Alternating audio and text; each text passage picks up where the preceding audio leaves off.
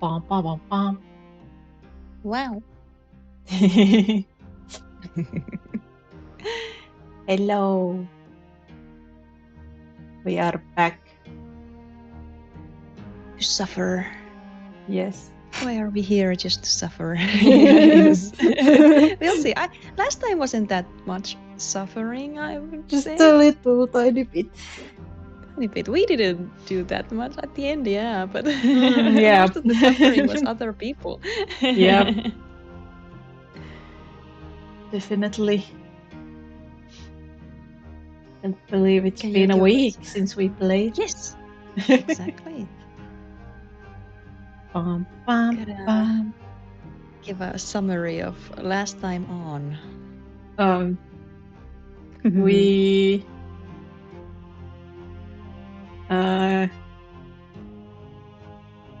We got into a romantic relationship and saved our friends, and we turned out to be Emperor's son. And Yes. they kind of killed us. But not. Yeah, kinda. Kinda.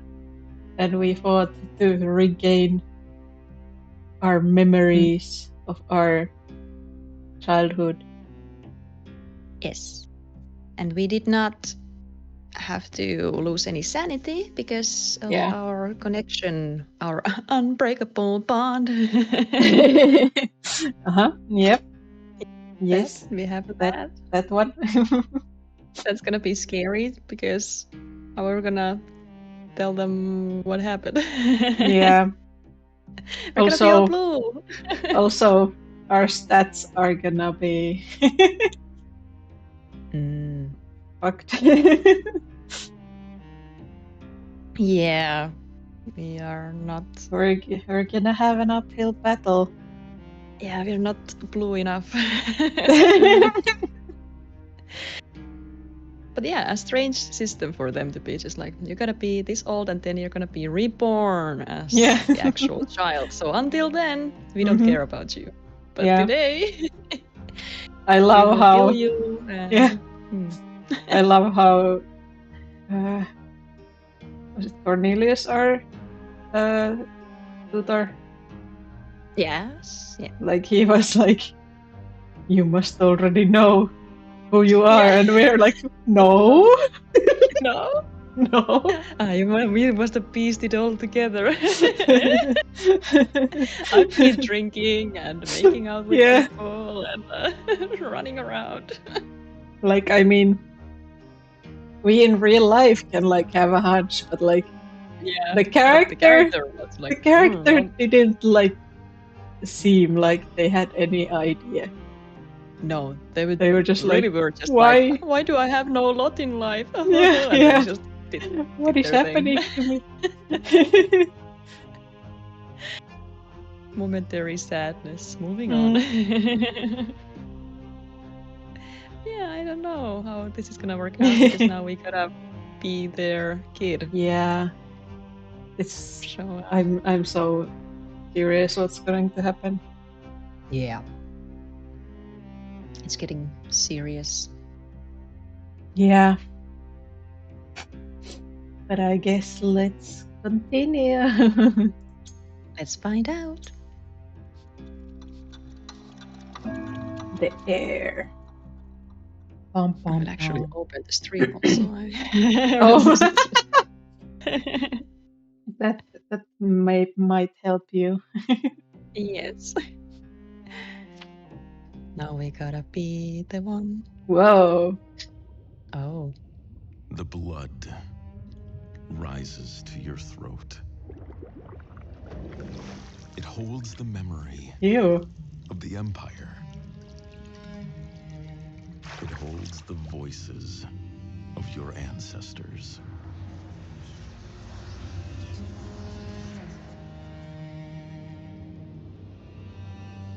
The blood tide gave you life. Hey. Look upon those whose blood you bear. The Emperor Wow. Your father. His His throne lofty, his crown heavy. Your uncle, Cornelius, seeking renewal Hunk. among the old ways. Noble Gaius. Wow.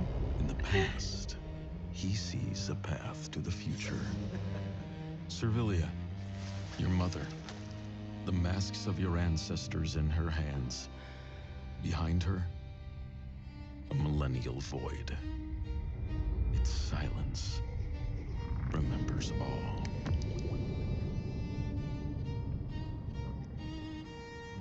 The Empire is your family's game.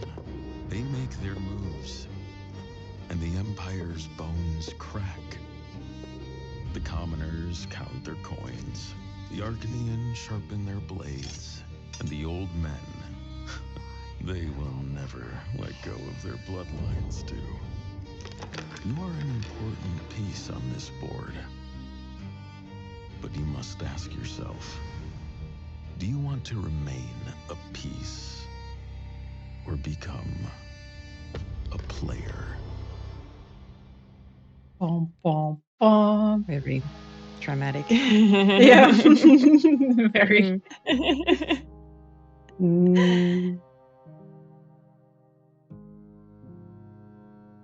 Interesting. Yeah, we certainly just have to remember and to know everything and deal with that. Ding dong. Chapter stories. Key events in a chapter are tied together into stories. Your achievements and failures throughout these stories will shape your fate. To unlock an event, you must fulfill all conditions and wait for the appropriate scene to occur. You are part of the great blood tide of the Tempests now, the heir to the throne of the blessed Arcanian Empire. But what does that mean for you? Will the Tempest treat you like family? Will you be able to live up to their lofty expectations? Or will you devote your life to the Empire from the very beginning and become a servant of the people? Will the refined Arcanian world accept you, or will you remain an outcast forever? Pom pom pom. They are risking it all with us. Yeah. Okay. I guess let's decide what we wanna strive for, just like last chapter, I guess. Yeah. Yes. Well. Yeah, that's no. At least we are starting with some sanity, so yeah. That's nice. Okay. Your father is frail and your family needs an heir. Will you unite the Tempest into a powerful bloodline and lead this house?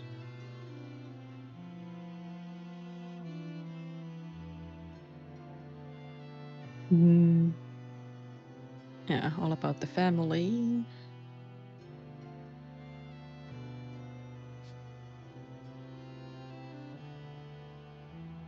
Even more about the family. Oh.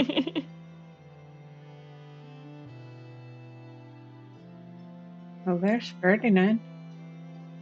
Yeah. Who is he to us? Yeah, like well, actually, yeah, like what is if he is like I here, guess that, part of the yeah, bloodline. Yeah, I guess he is then family. Like, why would they raise him like the same way if not? But I don't know. Maybe he was raised to be our like servant or something. Like the support, like the advisor, something. It's the same upbringing. So does this mean? This one mean that we have to have good relationship 4 or more with all of these guys, or do this? Yeah, that's like the head of the household has to like. They have to be on their side completely, and that's the whole. I guess the oath is the whole family. Somewhat. Yeah. I guess it is possible to like lose already. Yeah. Okay, so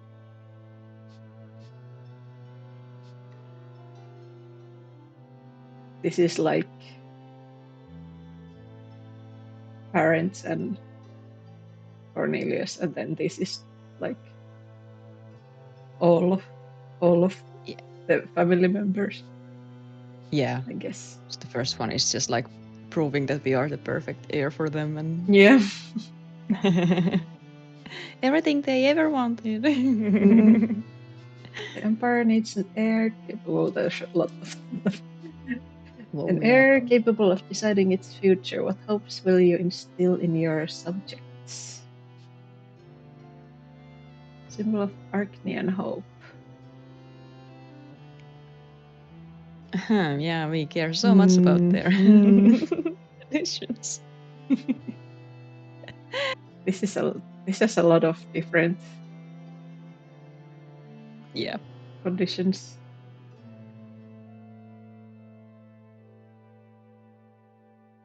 Yeah.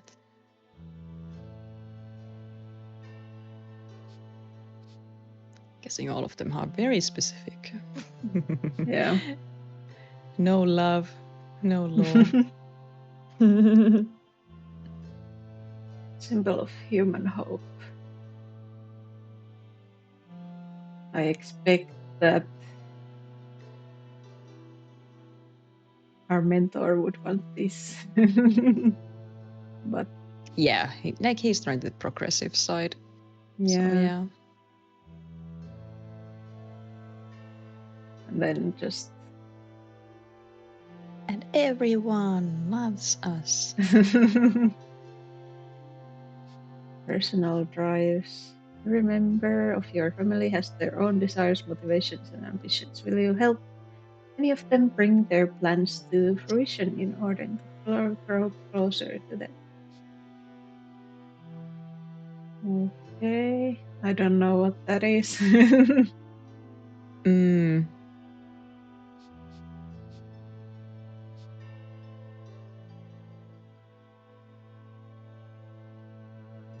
So yeah, I guess supporting our mom, whatever it means. We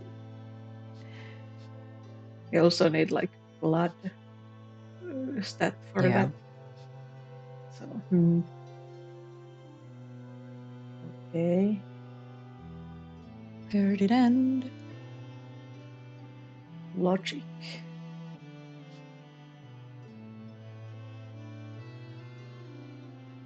Huh. What? I don't know what that is, but well, secret pilgrimage. Beautiful tree. I don't really know what we want to do. Yeah, I don't. We've just wanted to. I feel fun. like this is a lot. Like, I guess I would lean more into the human. Yeah, because we already did our thing. We wanted to be more human. We chose love. Yeah. So it would be strange to switch now. And it kind of goes with what we've been learning with our Cornelius, like the actual trying to change the traditions a little bit. So it makes sense to at least have a more human focus. And I don't think we can be beloved by all. I don't think we are going to. Yeah, I don't think so. And this way we'll just have to see what they are, because I have no idea. Yeah, we will learn what they are. Yeah. And I guess these can just, if they happen, that's cool, but Yeah. We'll find out if we like the family to begin Yeah. with, so Mhm. are we on their side at all? Who knows? But we can always like look at the Yeah. things from the menu. So okay, strength of Our will. sanity. Okay, And yeah, our 5 points we got for yeah, just spoiled air. We would have been like almighty already if if we yeah. had given in. Yeah. It would have had that would have helped if we wanted to befriend our family, but Yeah. I think they'll be like, "Oh no, this was a failure. No, why did we Bond, experiment? unbreakable bond. Unbreakable." Okay.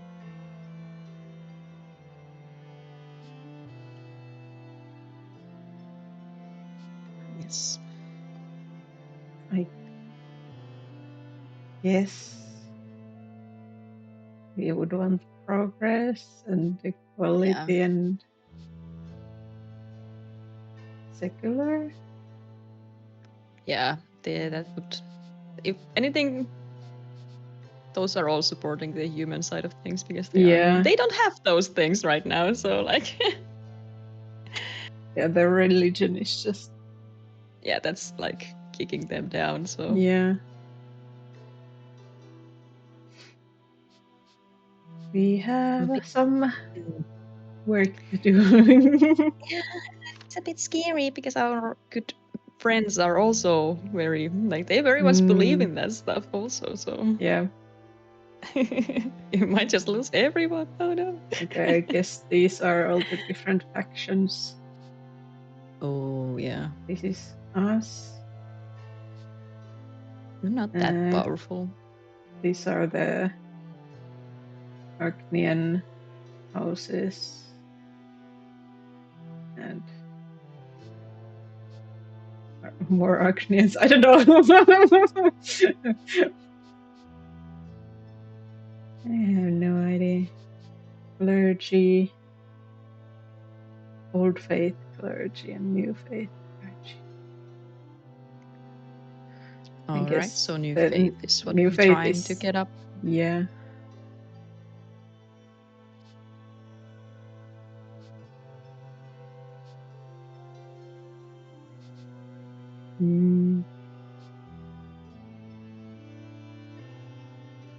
I guess both of these would be good.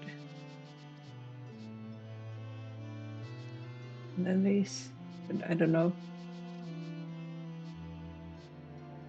I don't really know. We'll just do whatever. We will try. Yeah. We're only 16. Jesus Christ. All we can do is try. Yeah. The room. Oh. You examine your old bedroom, curious to see it in a new light. For a time, it was your whole world. While the furnishings have stayed exactly the same, you are now a changed man. I'm a freaking child. It's time for you to leave the nest. The world has turned out to be much larger than these four walls. You close the door behind you. The great tempests of the past seem to gaze after you approvingly from their portraits. Are they? You are one of them. You belong here. This is your destiny. I'm not sure if they didn't know us yet. The rocks muffle your footsteps as you walk down the hallways. Servants bow to you along the way, eager to please. Their eyes are full of reverence, and doors that were once closed to you are now opened. As soon as you approach, you can't help but smile.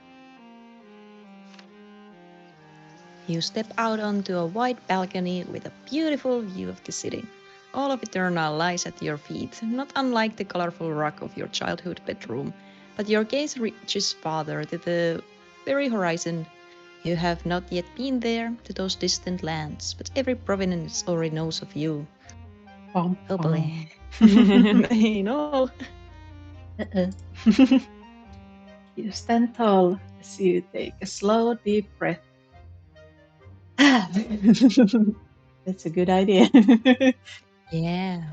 You will be wise and strong enough to make the right calls. You will become a good leader. Bum, bum. Okay. Because you are not alone. You can feel the vast ancient power lurking deep inside of you. The blood tide, the collective experience of your ancestors, permeates your entire being as it flows through your veins. It will not lead you astray.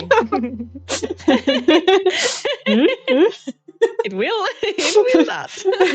Who knows? You finally discovered your true self.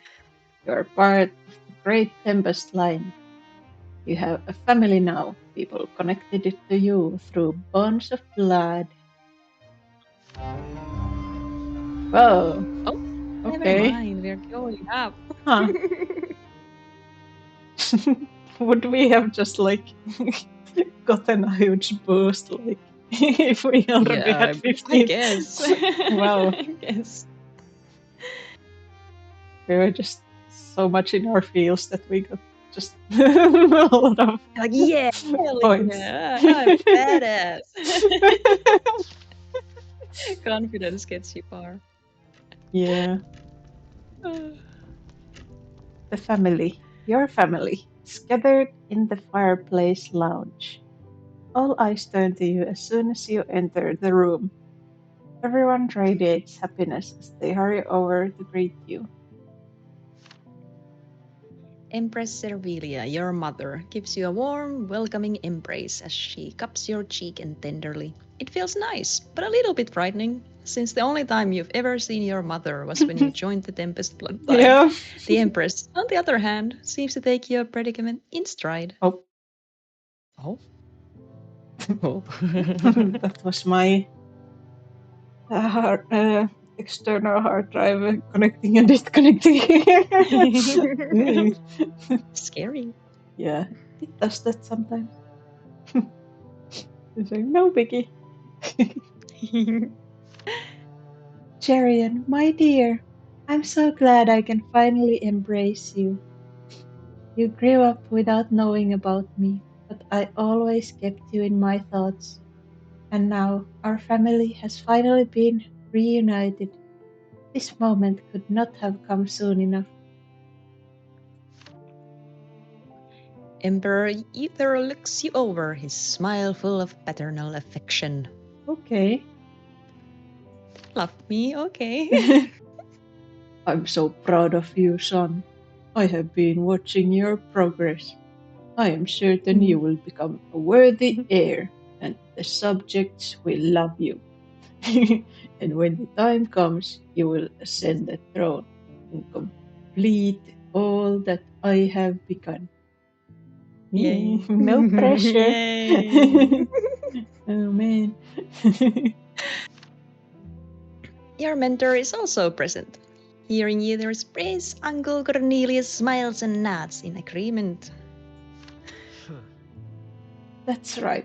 Jerian did very well, but let's not flatter him unduly. The heir still has a long way to go and a lot of work to do. Yeah. What are you praising me for?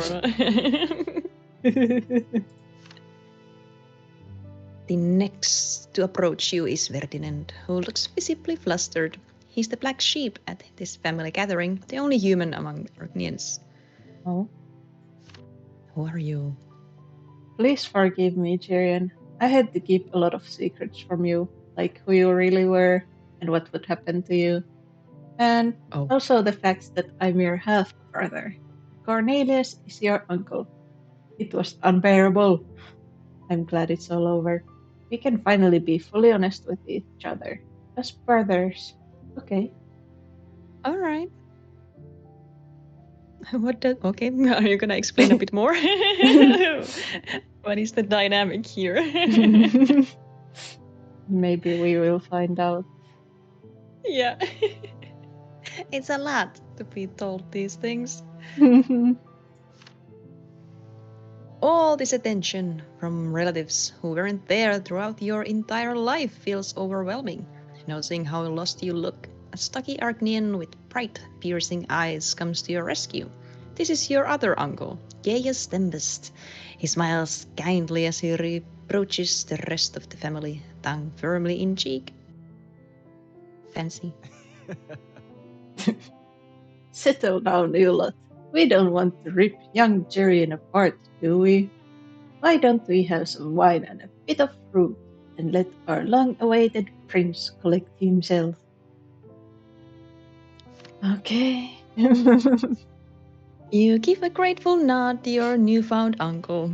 The rest of the family chuckle as they walk over to the refreshments. As they urge you to join them, you notice Cornelius lean over to you and whisper in his ear. We don't have a lot of time before the Great Council, brother. I've drawn up the campaign plan we discussed previously.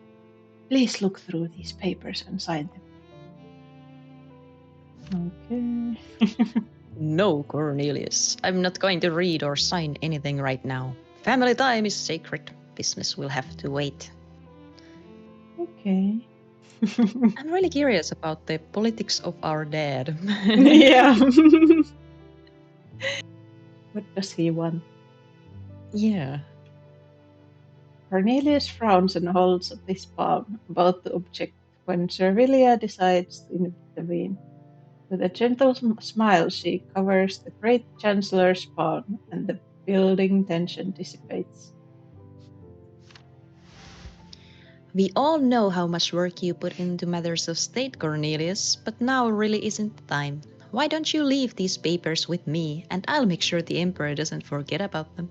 You'll get your signatures tomorrow. Oh no. Don't trust you with my papers. I don't know these people.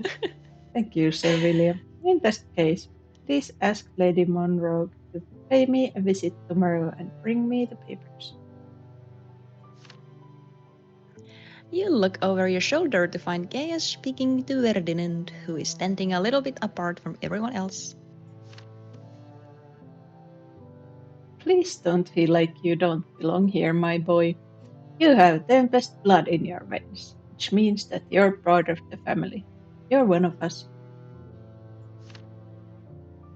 Don't worry, Uncle Gaius. I know someone needs to remind the Great Tempest what the general populace of their empire looks like.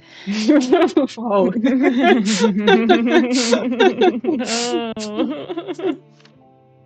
Gaius pats Ferdinand on the shoulder with a chuckle. You still feel a bit out of your depth, so you take a sip of wine to try and relax. Cerelia watches the family with a kind smile on her lips. I've called for Durande, the artist, to paint our family portrait. Now that Jerian has taken his place in the Tempest family, it's time to immortalize us for posterity. I know you will do, your great ancestor's proud son. Okay. Okay. The twins themselves anointed House Tempest to rule this realm, so it's paramount that we show a united front. Today we're going to show our entire family gathered around your father. You'll be able to look back on this day when you take the throne, just like the heroes of the past, Claudius, Eric, and Jerian the First, your namesake. No? Pressure. I am certain our son will become a wise ruler. When the time comes, I won't have to worry as I hand over the reins to him. You don't know. No. You don't know us at all. Yes, Jerian should be able to pick up and finish the things that we have started. He was talented in his studies and understands what changes the Empire awaits. I expect that we'll be able to join forces and pave the way for great reforms of the future soon enough. Why? Don't worry, Jerian, you'll sort it all out eventually. You don't know each other all that well yet, but I can tell you're an intelligent and worthy young man. One day, I'm sure you'll set an example for the members of the great houses and the Empire's distinguished Argnians, and if you ever find yourself struggling, we'll always be there to help. They're really trying to be very like, "Oh, we love you, you love us, Yeah. everything's great." So supportive. Don't I worry don't about know. it. I don't know how to feel about this. All of this feels a bit confusing. Your relatives seem to have a lot of hope and affection for you. Mere days ago you were utterly alone, and now your family is reaching out to you, and you're free to take their proffered hand. What is this image? Last, the painter is ready, and you are invited to proceed to the throne room. Today, Durande will capture the composition, the basis of the future painting. Emperor Uther takes the throne, Servilius stands to his right, under the great snarling dragon of the Tempest banner. Cornelius and Gaius take their places to his left. You notice that Ferdinand has paused by the door, gazing at the rest of the family with longing. The painter asks asks you to take your place as well. But where is it exactly? You know how important details like this are. Every single member of your family wants you to choose them right now. Oh no. Oh no! Oh, no. Oh. Okay. It has already opened, I guess. Mm-hmm. I guess we were good enough friends with Okay, yeah. Ferdinand. Yeah.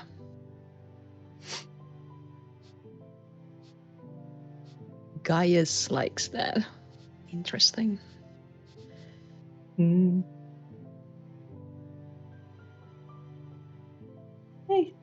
I think we can bring him in. Yeah, like that's the only person we know other than our mentor who we just pissed off. Like, Yeah. didn't do what we Yeah. were meant to do.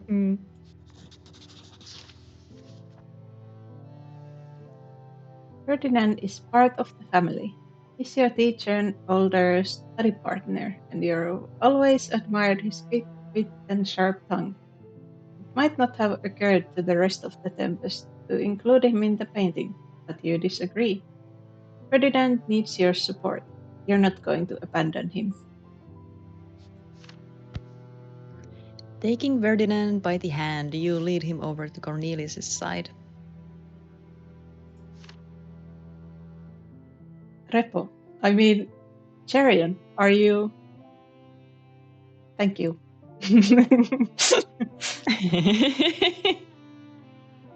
Thanks, bro. Ferdinand flushes with embarrassment, but squeezes your hand gratefully. Your parents, on the other hand, look bewildered, although no one objects. Everyone had their own expectations about where you should stand. Like, don't be surprised, this is my only friend here. Yeah.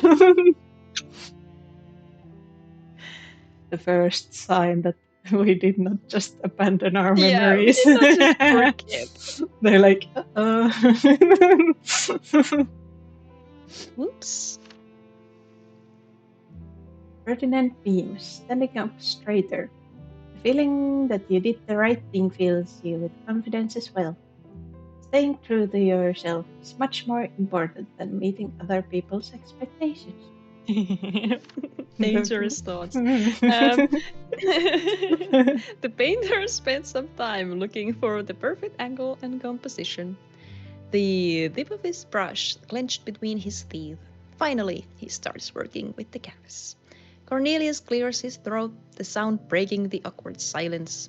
You notice the sliver of a smile on Uncle Gaius's lips. He gives you a wink when he catches your gaze. What a smile. Love. Love.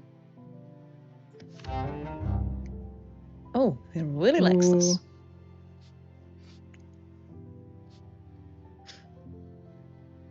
Alright. So He's close to leader of the attachment. distinguished Arcanians. I see. Distinguished. What Interesting. does that mean exactly? Yeah, like the human things. Like, what does that Mm. mean? Wood crackles in the lit fireplace, giving the room a cozy air. Big grandfather clock in the corner keeps a steady cadence of ticks and tocks. There's a heavy silver cup engraved with a soaring dragon in your hand. Your ancestors look down upon you benevolently from their portraits on the walls. Feels like they're part of this quiet family evening too. You lean back in your soft armchair, relaxing in the company of Emperor Uther and Empress Servilia, your father and mother. Your father stretches his legs toward the fireplace with a satisfied grunt. His face the picture of ease and comfort. The imposing, untouchable air his profile gives off when engraved on coins is nowhere to be seen. You suddenly realize just how few people have ever had the chance to see the Emperor warming his feet by a fireplace. You look over to your mother. A stray lock of hair has tumbled free of her tight bun, her hands tucked into a fluffy muff. She seems more beautiful than majestic right now. Servilia watches you too, a warm smile playing on her lips. It's such a joy to finally have a son. I've been waiting for the moment when we could sit side by side and talk. Let me look at you, my child. Okay. Servilia takes one hand out of her muff and runs it through your hair. Her touch is soft and tender, but your heart still stutters as though you've been doused with ice cold water. An image of the cold family family crypt flashes before your eyes. Your mother's hands pulling your hair, making you bare your throat so that your mother can. You squeeze your eyes shut, banishing the unwanted memory. Pulling away from your mother a little, you voice the questions that have been plaguing you. Why did your parents never talk to you before? Why have they only appeared in your life now? Where were they all those years you spent locked up in your room? Your mother's eyebrows work in genuine surprise. Well, You were only born this week, son. We've been counting the days until you joined this world. We were so excited for the big day. But you can't rush someone into joining the blood tide. It has to happen at the right time. Mm. yeah.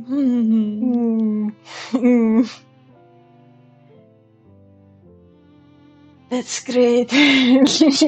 Yeah, you didn't exist before then.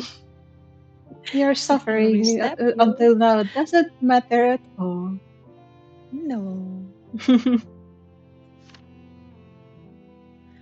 You didn't really exist until you joined the blood tide. Or to be exact, you were like a fetus in your mother's womb. We were waiting for you, and we loved you even then, but you hadn't truly been born yet. And now we finally have a son.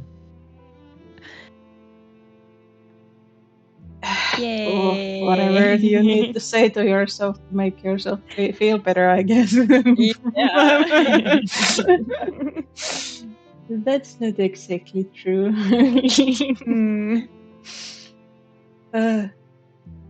I could have died, and what would you have done then? I would have been so like. Pre-died. I wonder how these scenes would play out if we had like accepted the full like transformation. Yeah. Your parents look detachment, at at least. you. Yeah. Your parents look at you with tender affection, utterly convinced of their words. You ponder them, trying their truth on for size. Did you exist before joining the blood tide? Or were you truly born only a couple of days ago? And remember, son, your life is more precious than any other, be they human or Arcnian. Those of us whose names are inscribed in the history of the Empire have but one life to live. Your death will be final, irreversible.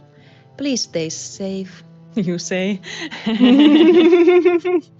Mhm. Before you can fully process your own vulnerability, your father gives you a pat on the head and changes the subject. Don't die. I have a gift for you, son. Oh. Your father gestures for Jerian to come forward and place something wrapped in a blanket on your lap. You catch the pleasant smell of clean fur. A curious wet nose pokes out of the blanket to sniff your hand. Oh, Oh, dang. How dare you? This is a greyhound puppy, the best one from the latest litter. A dog whose pedigree is worthy of an Arcnian. All its ancestors were the cream of the crop. A good dog never betrays its master. We find many of our lives wanting in this regard, but you'll always have a faithful companion in this pup. puppy. Are we gonna have horrible flashbacks? Yeah! Oh dear. With a word of gratitude to your father, you reach for the animal's software. The dog licks your fingers, looking up at you with its big round eyes. You had to squeeze your eyes shut then. Oh no. You can choose a name for it. Something like Lancelot, Theodore, or Maximilian. Wow. You start mentally listing the characters of a book Ferdinand once read until you remember the perfect one. Hector. You can't help beaming. His name is Hector. Hector. I like it. You chose a fitting name. Resonant and strong. Wow. Tell me, have you already thought of the words of your personal motto? God. Wow. Give me a moment. Yeah. You ask in surprise. Isn't triumph of the best the mother of all tempests? Every Arcnian has a personal motto in addition to that of their family, and you'll be expected to choose one as well. Those words will stay with you throughout your entire life, charting its course. Yay! Smiling softly, your mother takes a delicate sip of her tea, her countenance the picture of dignity and calm wisdom. Your new puppy is dozing in your lap. Protect the puppies. I think a future emperor who will be the equal of his glorious ancestors would do well to have a motto like Justice of the Strongest. It's a proclamation of ruthless justice that rejects any remorse or other cowardly feelings. It was used by Jerian the First. You should adopt it as your own. Hey, thanks, Mom. Ah, Emperor Cornelius II saved the empire from great upheaval in his day, all by ruling with honor and reason. He understood that power is a burden, not a reward, that men of consequence have a responsibility to set an example. That is what elevates us. Everything Cornelius II did during his reign, he did out of genuine care for his subjects. that sounds a little bit better. Yeah, that we can like twist into our own. So, what is his thing? Yeah, what is the motto? You should choose the motto of Cornelius II, the burden of supremacy. It's your fate to accept that burden and bear it with dignity after all. Ruling over the empire is no easy feat, but I'm sure you'll share the burden with me. And remember to be compassionate to those you rule. Okay. All right, that's nice. You can't blame me when I do my own thing then. You see Yeah. your mother frown at that. Your father pays her no mind, and his piercing eyes never leave yours. Very different people. Yeah. Well, the decision doesn't have to be made right now. Jerian doesn't know what he wants in what his life to be like yet. Decisions like that always feel like they've come too soon. I can't wait to find out what words the heir of the Empire will live by. Jerian, please give us an answer. Oh No! no. Your mother and father fall silent, waiting for your answer. This motto will stay with you for the rest of your life. God. Oops. But it seems more important to them that you take their advice than that you choose the words for yourself. You can settle on one of the options presented by your parents. However, you also hear the quiet whispering of your blood. Should you listen to it? Or should you forego a motto entirely so as not to limit yourself? Oh. I guess if we had given into the blood, we would have. Yeah. We would understand what the blood wants. Yeah. Now we can just hear a little whisper like, what? What?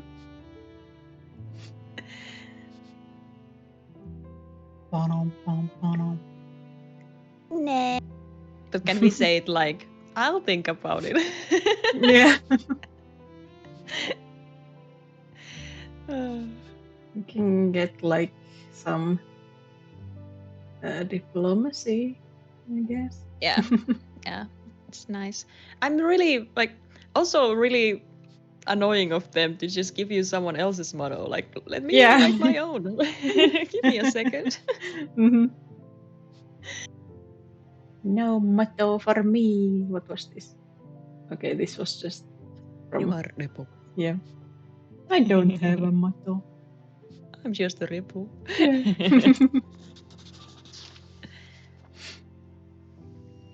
You hold your head high. These mottos hold a great deal of power.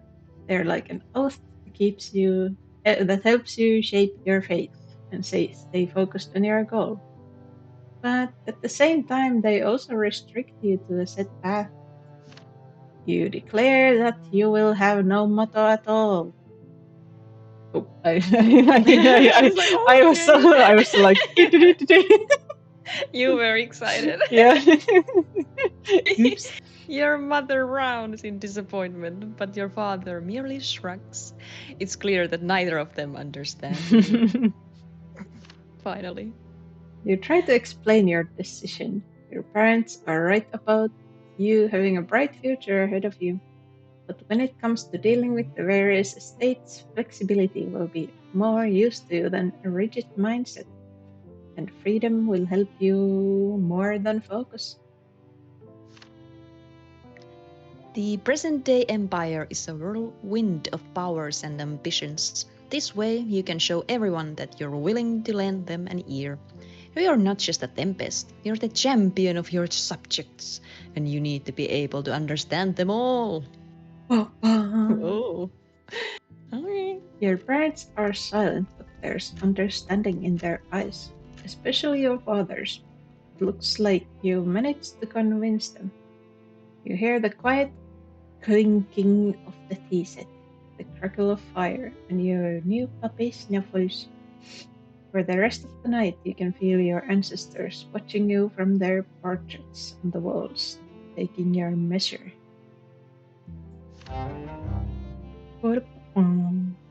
How dare you not show us a puppy? Yeah. What's up with that? Why no picture of puppy? A puppy. You can say puppy and not have a puppy. Yeah.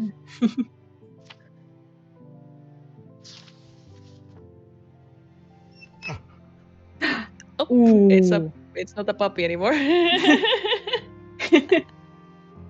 The wood crackling in the fireplace and the dim light of the sitting room help you focus. Hector is snoozing away in your lap. You pat his head thoughtlessly as you examine the chessboard.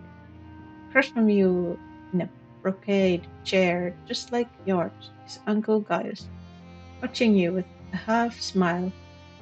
He idly rocks his foot clad in a soft leather boot, swirling his brandy around in the snifter. Your match has only just begun. Chess is not a game of chance, Jerian. Both opponents have equal opportunities, and the picture they see is the same. The outcome depends solely on the quality of their decisions. So, what do you think takes precedence? Uncle Gaius smiles wryly. You sense that his question is not just about this game of chess. Your blood boils, urging you to act before your opponent does and put him on the defensive. Still, Gaius is probably too experienced to be caught off guard. So, what is your gut telling you? You should cover your weak points and protect what's most important. You decide to castle. Sensible move. The king shouldn't be caught in the thick of a fight, since the game is over once the threat to him is imminent. It's the same in real life. A single piece can become a source of unity, but when that piece falls, everything else falls along with it. This is true for both the Empire and our family, Jerian. My brother Uther is the linchpin that holds us all together. Uther is the heart of the tempests. We stand united thanks to his existence, which makes the realization that he is losing his touch all the bitterer. Our family is growing weaker right alongside him. Fortunately, we have you, Jerian, and the family is already with you. Okay. One thing to remember about our dear relatives is that they tend to get so caught swept in their own ideas they ignore everything except their personal goals. You too run the risk of becoming just a tool for them. I worry that you might become a bone of contention if everyone starts trying to recruit you, using you to further their own agendas against the others. By supporting one person's dream, you could alienate all those who don't share it. Still, I can't help but hope that you'll save the Tempest from a schism. And who knows, maybe you will eventually become the new heart of the family. Are Are you not using me? Shouldn't the Emperor care for all his subjects instead of just the ones he has blood ties with? You pose this question to Gaius as you finish building a chain of bonds to cover your other pieces. You're on the right track, but don't be so hasty. That care has merit only if the Emperor is strong enough to follow through with it. Otherwise, people start doubting his authority. You'll have to take your father's place on the throne sooner or later, but ignoring your family to focus solely on the throne is a surefire way to lose both. Well, With a sudden move, Gaius transfers his queen to the opposite flank, redirecting the threat. You rub your temples as you examine the board. The situation is much more complicated than you had previously thought. While you were busy pondering possible attack scenarios, your uncle secretly began building a combination that has only become apparent to you now. you realize that one of your pawns is wide open on the front line. There are no pieces nearby to protect it, so the loss seems inevitable. You move your bishop from the offensive diagonal to your endangered pawn's side. You'd hate to just abandon it. Oh. You need to be mindful of your environment, both in chess and in real life. Your loved ones depend on you, just as you depend on them. They also affect your decisions. Any strategy you adopt makes you its hostage. There is no solution that will benefit everyone. No matter which style of play you prefer, you need to master it in order to win, because overconfidence will get you nowhere. Gaius seems to have been distracted from the match with his musings. You smash through his combination with several decisive moves. So now your uncle has fewer points or pieces scattered across the board. It's time to act. Victory is at your fingertips. You send your queen deep into enemy territory, complicating the situation even further. Your uncle leans forward in his chair, uttering an impressed "Ah." You're pleased with your move, but now it's up to you to get out of this tricky position. Can you manage to pull it off? But then Gaius slowly slides one of his own pieces forward, and you feel your heart skip a beat. Your king is under attack. The pieces you placed to guard him are blocking the escape route and getting in each other's way. Your monarch has nowhere to run now, and none of the moves you could feasibly make will save you from defeat. Biting your lip in dismay, you tip over your own king, admitting defeat. The ability to handle loss with dignity is just as important as winning. Thank you for the game, Jerian. Shall we play again? I'll let you choose your side. You might think that playing white is preferable because white goes first, but that's not always the case. Seeing what your opponent does and knowing what you'll have to respond to in advance is also an advantage of sorts. The same goes for ruling the empire. Power doesn't stem from the greatest privilege, but rather from the greatest loyalty. Doesn't particularly matter whether you choose to rely on powerful Archnians, the numerous humans, or just the family members you know you can trust. The most important thing is to not violate the trust those people have placed in you.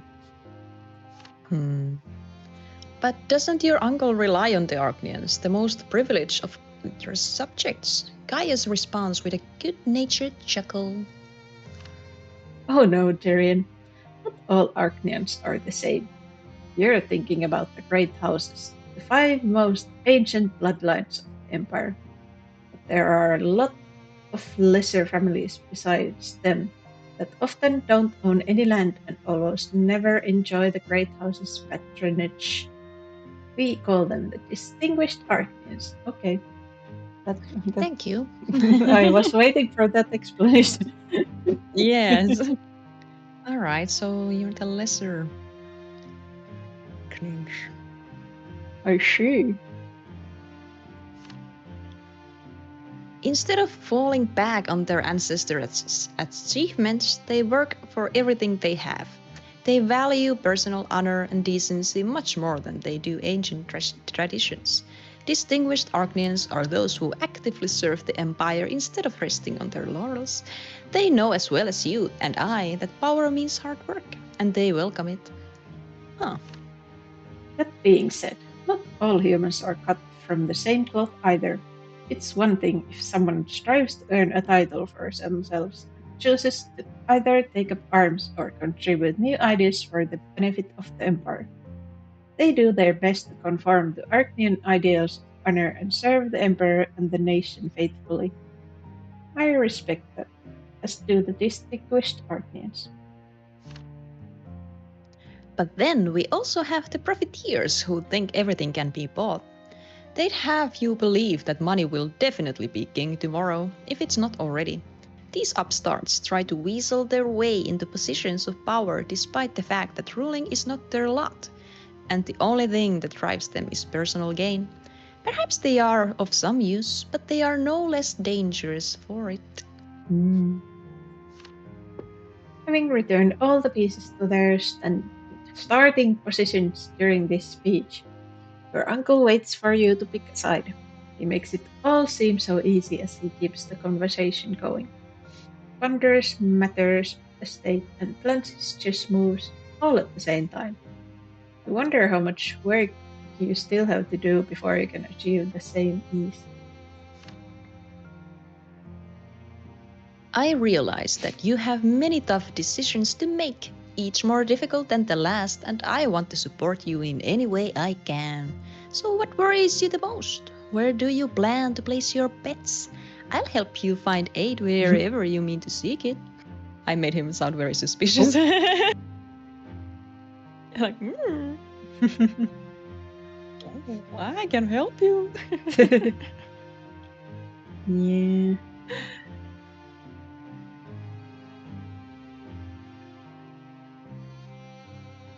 Okay. Yes, I know.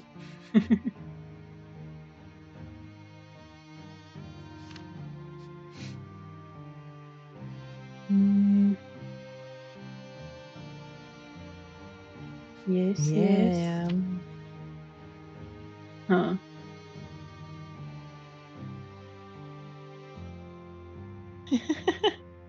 Do we want his help or not? Mm,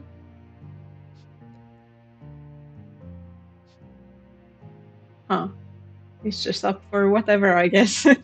yeah, he cares more about finding the people who actually are useful and using Yeah. them.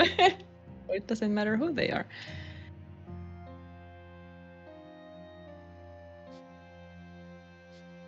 Hmm.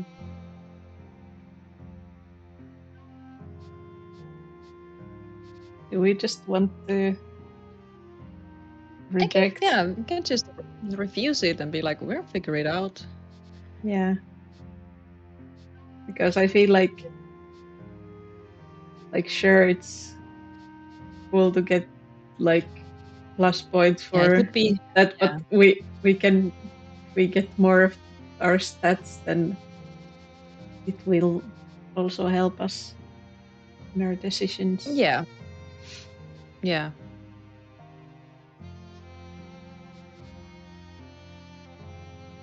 Let's do that.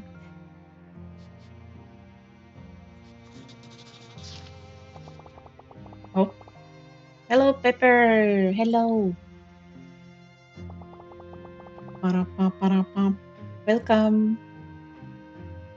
Welcome to story time. Story time. You shake your head, refusing your uncle's help. Tries his family too, which means that his warning applies to himself as well. You'd hate to fall under anyone's influence, no matter how well intentioned it might seem at first glance. Yeah.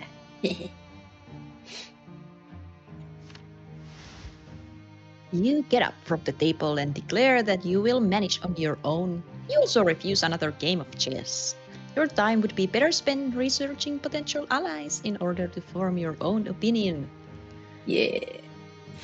Let him set the table and then like, no, Yeah. walk away. Power move.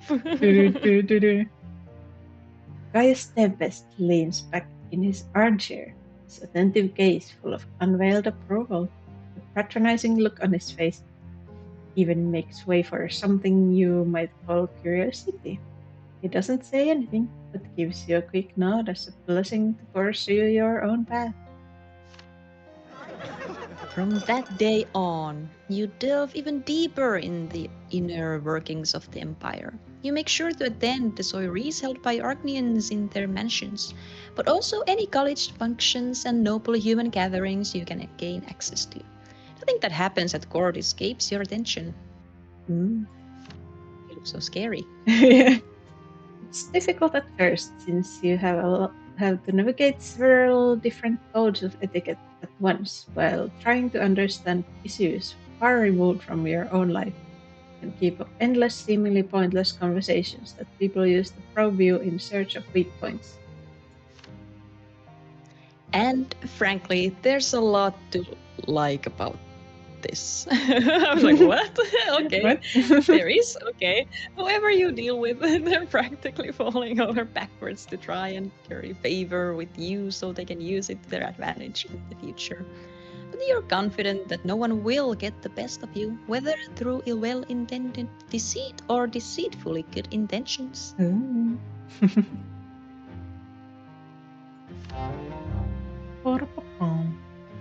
We're so passionate. When are we gonna see our friends? I want them to Yeah. react to us being blue. Yeah, I want to know. There's my girlfriend. Ooh, now we're adept. no longer apprentice. Yes. Management is still. It's getting there. So close. So Yeah. close. All right.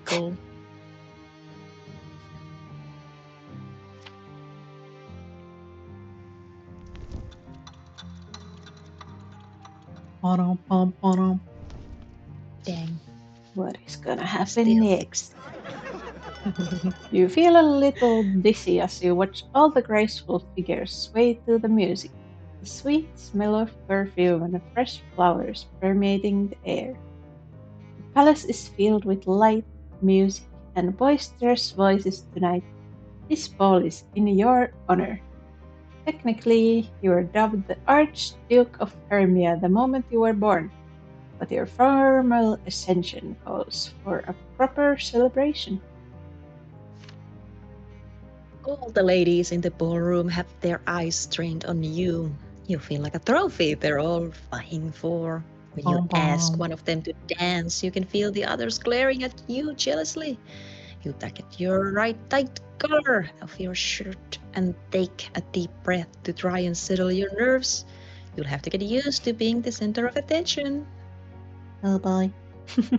Everyone will want you. Oh no. They all want me. No. The night is rife with playful smiles, soulful sighs, and demure glances. Servants keep passing you messages from ladies you've never met before, all of which either profess sudden affection or contain thinly veiled innuendos. Tonight, your favor is the most sought after reward of all. No. You can't This help is but my feel nightmare. Yeah. And we can't be like, I have a girlfriend. Yeah. You can't help but feel tired of playing this role, even though the story is only halfway through. You scan the room with growing indifference. That's when you notice a boisterous group of people in a corner. Several men are doggedly trying to woo a graceful blonde Arctian lady, showering her with compliments and cracking jokes at each other's expense in an effort to make her laugh. The lady only shrugs in response, clearly bored with their advances. Ooh, it's her. Oh, You take a closer look and realize you know her. It's Camille Monroe, one of the girls who once got you an email spying on them. She hasn't changed at all, but you have to admit that your perspective on her has. I'm taller now. It's the knife that does it. She's got everything I could ask for. You just love her so much. After avoiding yet another dance, you make your way to the noisy group. You smile as you address Camille the exact same way she addressed you 2 years ago. Oh. Oh, wow. Come with me if you want to live, of course. Surprise flashes across Camille Monroe's face, only to be replaced by gratitude. She accepts your arm and you lead her to the dance floor. Whoa. Admirers, whoa! Hello and Wolfie. Hello. Thank you for the raid. Wolf Succubus raids you. Thank you. What were you doing? Hello. Genshin Impact. Genshin. Nice. Hi. Welcome to story time. Story time. If anyone doesn't know me, anyone doesn't know me, I'm Repo. I'm a Finnish Werefox Vtuber and artist, and this is Ronti. I am a Ronti. I'm gonna start new arc and quest. Ooh. I haven't played Genshin Impact a lot. I played it tiny bit, like when it was released, but it wasn't really for me. Yeah. Wow, time flies. Yep. So long ago. Mm. But we are playing this game where you have kind of like a storybook where you decide what you want to do, I guess. Yes. There's Trying a to lot build of our reading, legacy. so we are in a ball right now and Mhm. meeting this cool lady.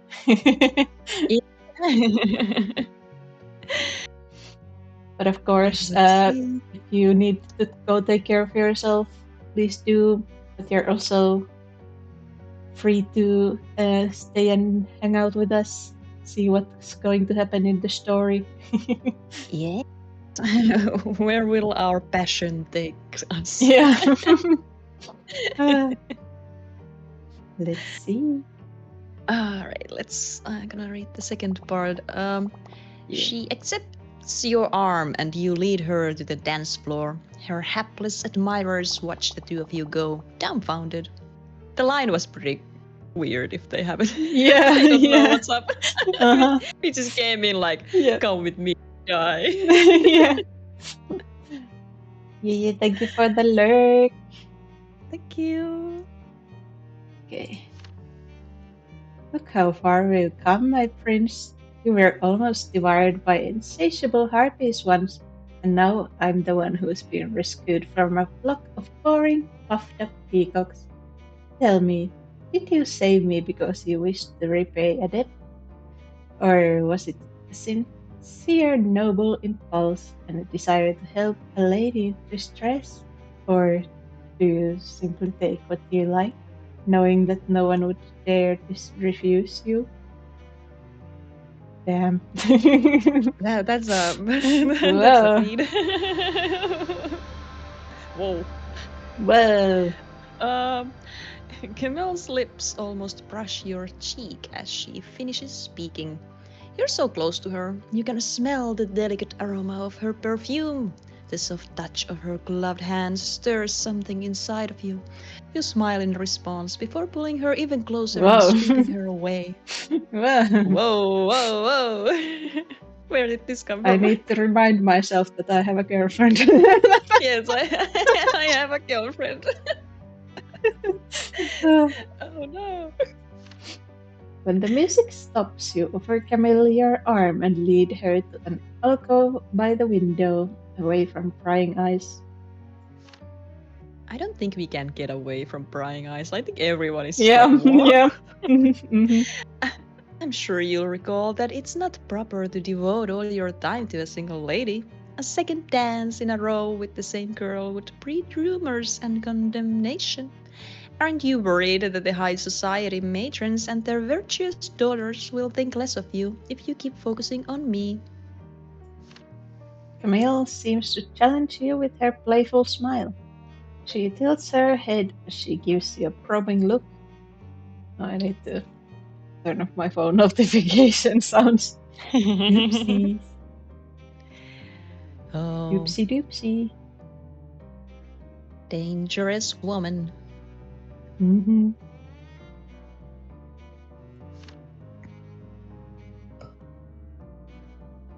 Is it my turn or I don't remember. I'm blanked out. Yeah. Perhaps it is time for us to stop and return to our roles. You can feign interest as you entertain those adorable little dullards, and I'll go back to being bored by my admirers. Oh my, it seems like glass is already empty. You look over your shoulder, gesturing for a servant, but Camille stops you. Don't bother my prince. Camille takes your couplet right out of your hand. She sensually closes her Whoa, lips whoa. around the rim. Your mouth touched and takes a sip, never taking her bold gaze off you. You feel a sudden rush of arousal. Camille's behavior goes beyond all imaginable bounds of decency. You have no choice but to look away. Yeah. Why is she so hot though? Oh no! Why? Why hot though? If dangerous. Oh my. Camille laughs and leans even closer to your face. You can feel her breath on your skin. Her lips brush against your neck. The touch makes you feel like you're melting, sending shivers of pleasure down your spine. How far will Camille take this?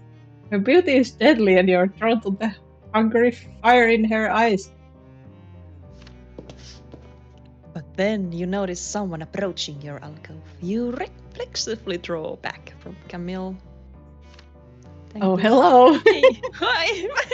Save me! Good evening, Jerian. Thank you for keeping my lovely fiance company. Oh no! Oh no! Camille. This is Oh. bad Oh. for us. Oh. It's not our fault, I swear. We did nothing. Hello, Thomas. Nothing happening here. I'm all slippery. Oh, this drama. Oh my. Drama. Hello, Camille. Please forgive my tardiness. I'm sorry you had to attend the ball alone, but we can go home now if you'd like to. I'll take you there, just as I promised. I hope all the noise didn't tire you out too much. Oh boy. Your uncle bows to kiss his fiancé's hand. You struggle to keep your face utterly expressionless, refusing to let your embarrassment show. Camille, on the other hand, smiles provocatively as she waits for your reaction. How are we all? I'm reeling from the story. Oh boy. Why hot if dangerous and engaged to our uncle? She's doing this on purpose. He's playing with us. Oh no. Oh no. How old is she? Also, I don't know. We have no idea. Like no one talks we're about like how old 16. They are. We're a baby. Everyone just treats us like we are the next emperor. So like Yeah. everyone wants us.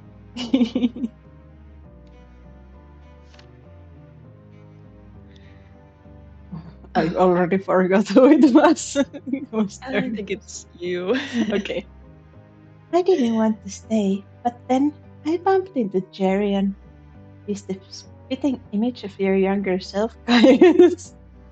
And a true tempest, hot-blooded and iron-willed. We were having a fine time. Fine. So now I'd hate for this night to end so soon. Please leave. Please, Please go. I want to go cry.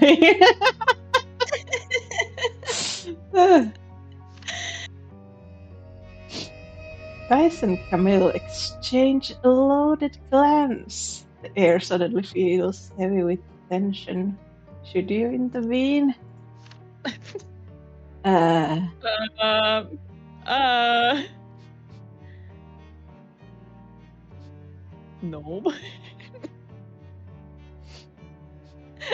I think we're just gonna. I cannot leave. Yeah, you guys can like. I love that. You refuse to flirt with Caius's fiancé, but you mean an awkward. Yeah. I didn't know. Yeah. Nothing. You guys can go sort yourselves out. Yeah.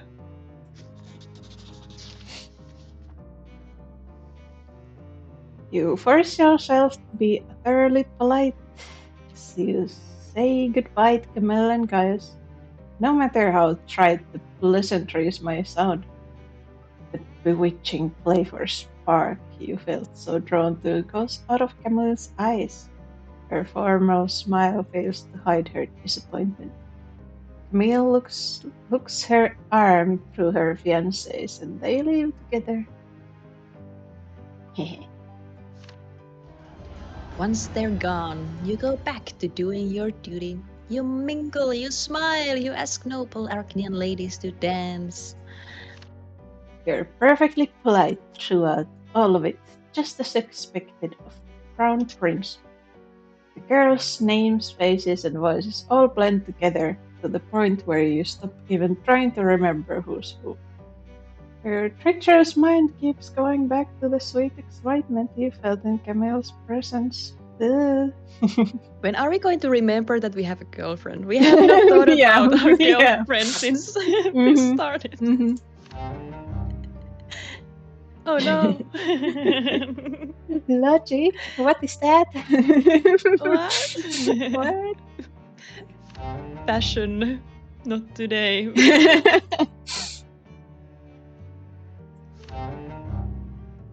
We're like Yay. besties with Giles already. Yeah. All we have to do is not flirt with Yeah. Oh. Oh, yeah, Ooh, it's happening. email. Okay. Hello. Repo trigger was. I was like, what does that mean? The spring breeze fills the garden with the delicate fragrance of cherry blossoms. There are tables set up under a large canvas sunshade. You are spending the day with a clique of young courtiers, as well as members of the great houses and some distinguished Archnians. The conversation revolves around politics and ladies in waiting. Everyone tries to be polite to you, but the young aristocrats' pleasantries resemble an empty shell devoid of either ease or sincerity. As the endless gossip starts to tire you out, you find yourself watching the lengthening shadows of the trees. You suppress a yawn, trying to overcome your excruciating boredom. Will all your social interactions really be as bland and hollow as this? You used to have real fun. You remember the festival you attended with Emil and Martha. How wonderful it was to laugh and dance with. And the moments you spent with Martha under the shadow of the great oak tree, when she tucked her head into the crook of your neck, the rest of the world waited away. Her dream of your shared future seemed so captivating now. She wanted to stay by your side forever. Yeah. Yeah, she did. Suddenly, you realize that the noble you've been speaking with has stopped talking. You must have realized that your thoughts have strayed, and you are no longer listening to him. You stammer out some sort of apology and excuse yourself from the garden. Once back in the palace, you order the first page you find the delivery of parents, a personal invitation to dinner here at court. Oh boy. Oh boy. The next day, you find yourself in the dining hall, your childhood friends seated across from you, Emil and Martha. You beam at them and ask them how they've been. The two look a little out of place in the lavish palace interior. They don't know what to do with their hands. They giggle and stammer when they try to speak. But you think you're glad to see them anyway. You think. You give each other awkward looks as though this is the first time you've ever met. You think. Whoa. Whoa. Whoa. Wow. You know, the blue actually suits you.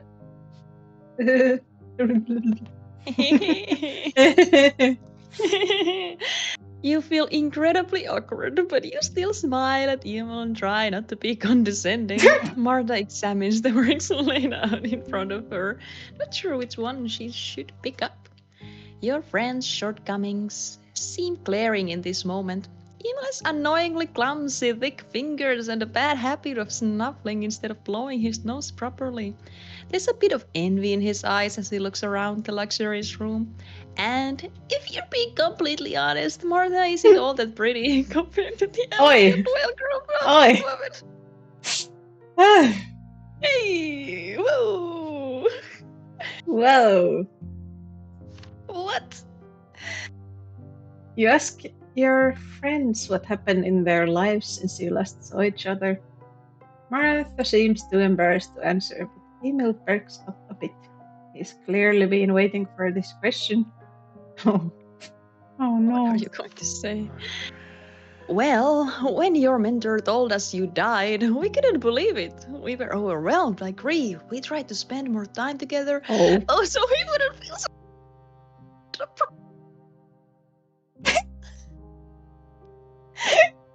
Ooh, ooh, Oh. Oh. ooh. Oh. Well, that explains a few things.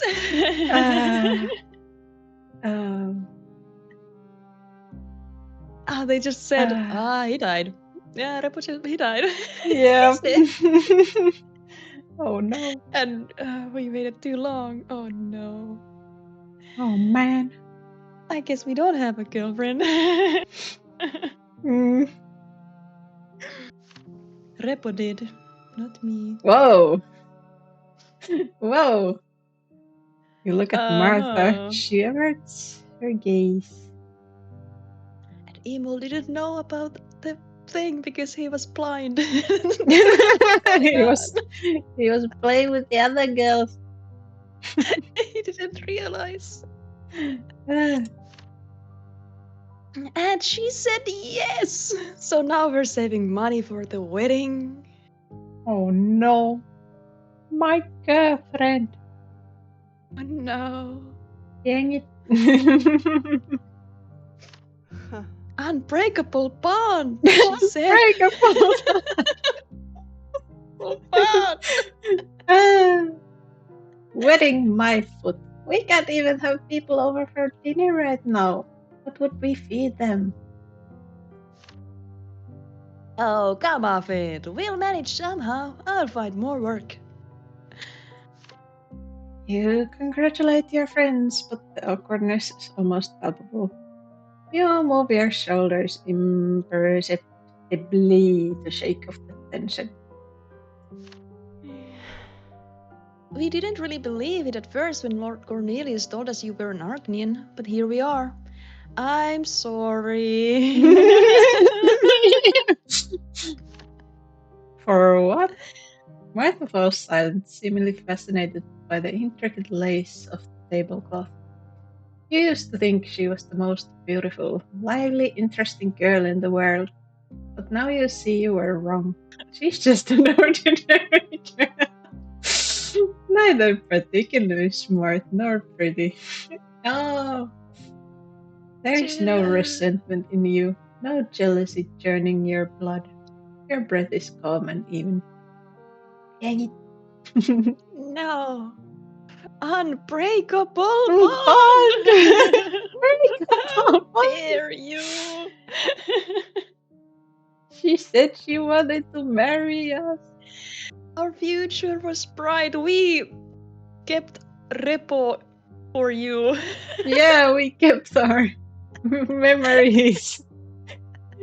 Dang it. That kiss was everything. It was our personality.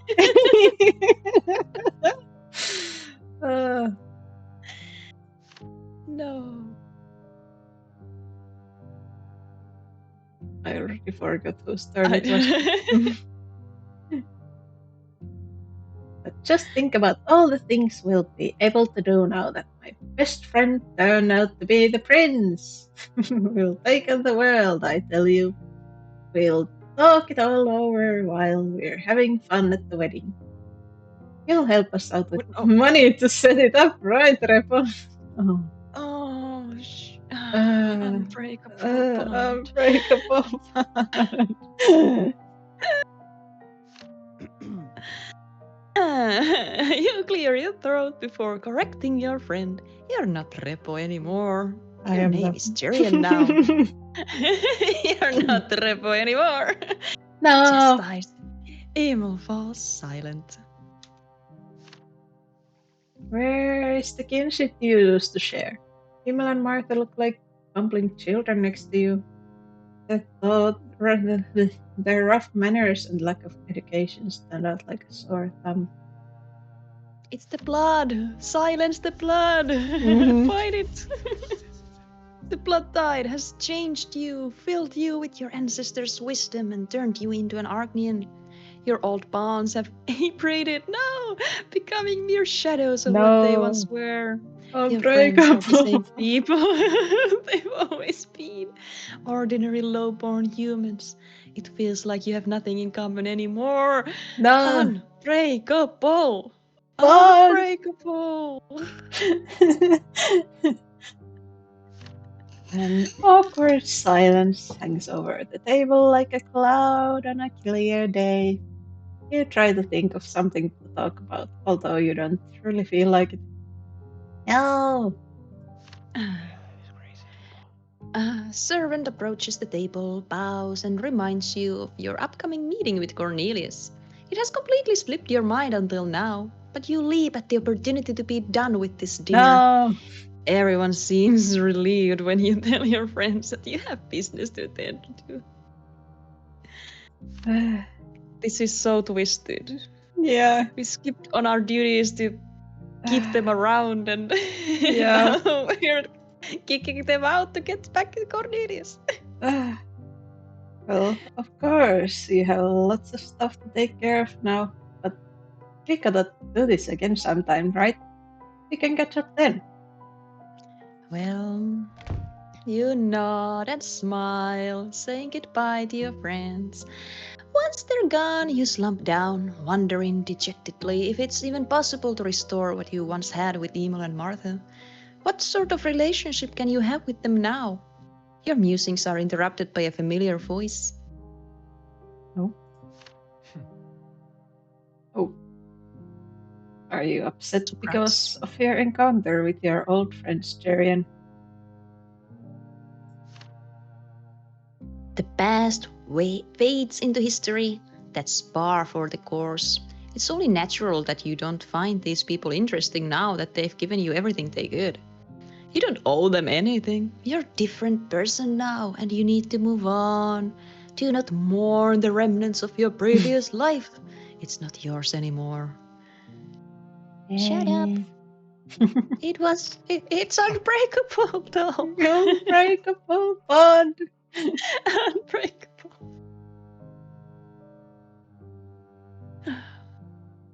This is the true suffering. This is the suffering. They can just happily get married now, and we just like gave up everything for them, and now we're stuck. Yeah. Now we're just like, but I'm bored with these people, I'm bored with those people, and I'm just here. And I'm no good for the blood. Yeah. Blood doesn't like me. People don't like me. Hector runs up to you and nuzzles you, wagging his tail. You scratch behind his ear, mulling over what was said. It is perfectly clear that you will not be able to remain friends as before, and you could listen to Cornelius and leave these people in the past, unless perhaps you make a farewell gift in memory of your childhood. But what if your mentor doesn't know what real friendship is? Yes, you have risen higher. So should you not take responsibility for those with whom you grew up? Concern yourself with the upbringing and development of your former friends. Try to raise Emil and Martha up after you so as to make their lives better. Sure. Yeah, like as long as you're not to think about it. Yeah. as long as it's for them and not for you. Yeah, but not like I need to make you behave so I can be You friends gotta be with smart. You must be really sad being the way you are. Like Mhm. what?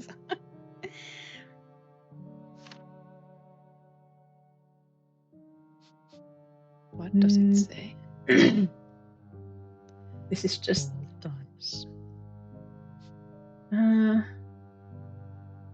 this is also severing the ties. Yeah.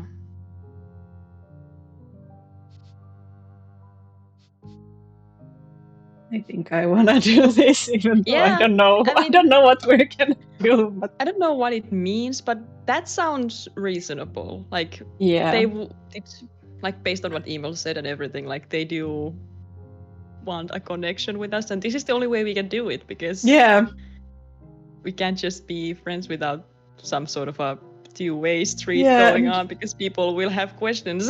and they were our only like support and like Yeah. friends. I just hope it doesn't mean I gotta Mm, make them into decent people. Like, let them be. yeah, They are fine as they yeah. are. Let's see what what happens. Let's see. I don't wanna just Unbreakable. cast them out. No, it is unbreakable. We're clinging on, even if it Yeah. kills us. Yeah. Unhealthy, but You shake your head, explaining that you can't just abandon your friends. If your social standing is vastly different, you feel responsible for them. You're not going to give Emil money like he wants. That would only serve to corrupt him. He will have to think for himself and earn his living without relying on you. Nevertheless, you won't leave your old friends behind. You want to help them become better versions of themselves. Okay, yeah, what does that mean though? Yeah. Are they. As long as they choose what that means. Yeah. Yes, give them support, but don't. Your blood-tied version of you has very dangerous ideas of decency. Cornelius frowns as he considers your decision. Eventually, he nods. Educating and elevating commoners is a worthy cause for an Arcadian. It would do our realm more good if you worked on bigger issues instead of focusing on 2 humans, but I understand your choice. You ask Cornelius to have Mark and Evil be admitted to the palace staff, where the butler can supervise them personally. Let them learn etiquette and stay where you can keep an eye on them. It will do them a lot of good. He asked them. But they already worked for like the like Cornelius, I guess, like the household, and we kept them around. So I guess this is like a promotion. Yeah, I guess. You would wanna work for the Emperor's family. I guess that's like the best servant position you can have. You would hope, especially when you're friends with the prince. When you return to your room, you find a letter waiting for you on your desk. The envelope reads, "Wedding invitation." It's in Martha's handwriting, and there's a crudely drawn dove on it. Oh. My dear friend, please make sure to come to our wedding once we have enough money, even if the ceremony will be a modest one. We'd be overjoyed if you would join us on our big day. I'm sure we'll have a wonderful time. See you, your friend, Martha. Martha, you were a girlfriend. Dang it. Oh no. You write back to explain that you're not the person you used to be, and you won't be No. attending the wedding. No! No. Martha needs to understand that you're an Arcadian now, the heir to the Empire. She and Emil must conduct themselves accordingly. No! Oh no! No, not like this is that. bad. This is really bad. What have we done? Oh he no. trapped them with us, but we're like, nah, Oh we're no. not friends anymore. Ah, You serve me now. unbreakable bond. We should have broken it. Oh no. Unbreakable bond turns toxic. That's why you should be able to break them. Hmm. Like, divorce is good, actually.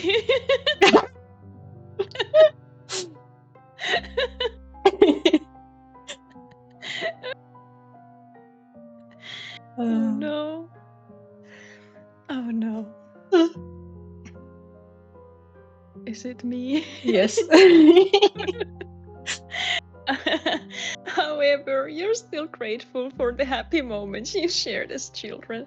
Emil and Martha can always count on your support and patronage. In what way, though? In what way, though? I guess they got a promotion. Good for them. Well. I'm scared for them now. Mhm. Swords slice through the air and sing as they clash, making sparks fly. You hear the contenders huff and puff as they stomp across the arena. The summer tournament held by the Ash Gate is coming to a close. Today, young Argnians are fighting for the great honor of joining the Emperor's Guard. You sit next to your father in a high box, decorated with various banners, and watch the duels with bated breath. All the fighters are astonishingly skilled. The Arcnians' inhuman speed and natural talent, refined by years of training, have turned dueling into a fine art. Born for battle and leadership, this is where Arcnians shine the brightest. No human can even hope to withstand this deadly dance. Great warriors enter the arena one after another. Citizens watch the tournament from the stands. Women follow the fighters with their eyes, oohing and eyeing in excitement. Men yell whenever someone lands a particularly successful blow. Low-born children crowd around the fences, trying to catch a glimpse of the spectacle. Before each duel, the fighters give a respectful bow to the Emperor. Uther sits there motionless, slouching slightly in his chair.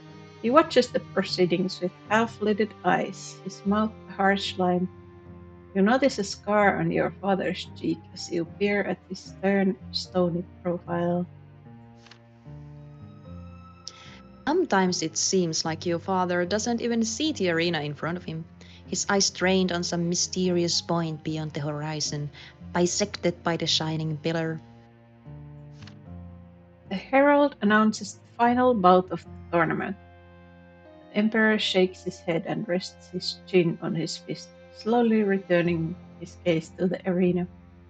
You see his lips move as he talks silently to himself. You lean closer to your father to ask what's the matter without raising your voice. Does watching this tournament really feel like a chore on him? Uther looks up, his eyes pensive, but doesn't answer you right away. I'll be honest with you, son. I'm tired of this tournament. Its only saving grace is the fact that it's almost over. But I still have to choose the winner and reward those who are worthy. It's not an easy decision to make. There's much more to consider than the competitor's skill and scores. I have to remember their bloodlines, their influence and allegiances, and also any past achievements that would deserve special merit. All of this is part of the greater political game that I, as Emperor, have to play. The matches are convoluted, each with its own nuances and pitfalls. When you stand this high, any gesture, any careless word, even a twitch of your eyebrow has consequences. It reverberates throughout the world, spreading like ripples on the surface of the water. Damn. I grew weary of all these bootlicking contests long ago.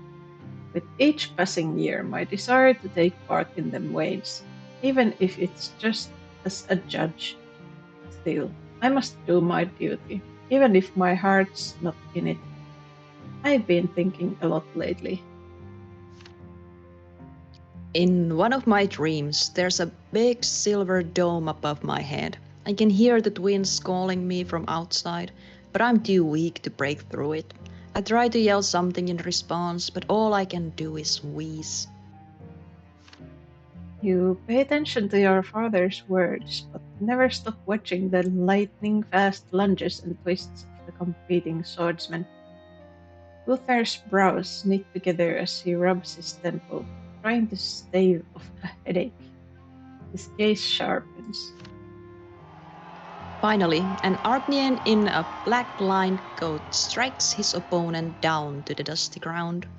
The victor turns to your box and salutes your father with his sword before bending the knee. The crowd goes wild. Jerian, since you are my heir, I expect you to aid me in making decisions, whether large or small. It's time for you to learn to play the game you're destined to join sooner or later.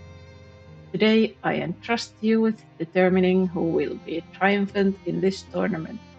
These young Archnians will be in your service one day. Bye-bye. Your father sits up straighter and watches you with affection as he waits for your answer. Oh. We don't have the Interesting. love. No, we would. Wait. We've got too much love. Yeah, love. yeah. No. What? I think love needs to be less than Yeah, it's 5. lesser than yeah. And we have 7. We've So, got too much love. yeah.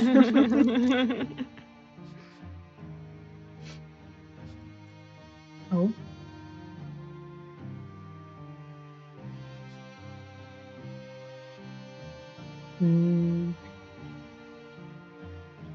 Ah. Oh, the distinguished will not love. Yeah. That's just for Papa. Yeah. I don't know if I really care about this choice. So Yeah. maybe just we want to get the management up there finally. And the distinguished, we're still like getting started with all that, so yeah. I think we're good with this. yeah. I'm fine with that 1 point going down. Yeah. For now. We're only getting started. You might not be aware of all the political ramifications, but you know who the most skilled fighter is. You don't need to be a diplomat to make this decision. You will reward those who have earned it. Otherwise, what would be the point of this tournament? Besides, it's high time you started fortifying your position at court. You need to form your inner circle, fill it with people who will help you rule the empire in the future. You're positive that the fighters you reward today will become people you can lean on as the leader of your nation. Okay. You approach the duelists and present the best of them with Imperial Guard swords as the audience applauds politely. The fighters you have chosen are doubtlessly masters of their weapons. Some of them belong to lesser Arcnian houses, but they deserve the rewards nonetheless. Still, you don't miss the angry looks thrown your way by the losers or the anxious whispers from the stands. A young Argnian with a sparse mustache who has just received his sword from you keeps casting hesitant glances at his bested components. Why doesn't he look pleased or happy? Another fighter wipes a bright blue drop of blood from his cheek as he exclaims in outrage. Why, I never! My house, my blood tide! Someone puts a hand on his shoulder and he falls silent, swallowing his vindictive resentment. Pom pom. Today's tournament has certainly sown envy and discord among the Arcnian families. And though you've rewarded the worthy, their powerful rivals feel slighted and may cause problems in the future. That's their problem. Yeah. Do better. You notice your father looking at you. Despite the unrest in the audience, he seems grateful for your support, for the fact that you were willing to help him at all. He stands by your side and raises his hand, prompting another round of applause. You leave the arena together. Thanks, Dad.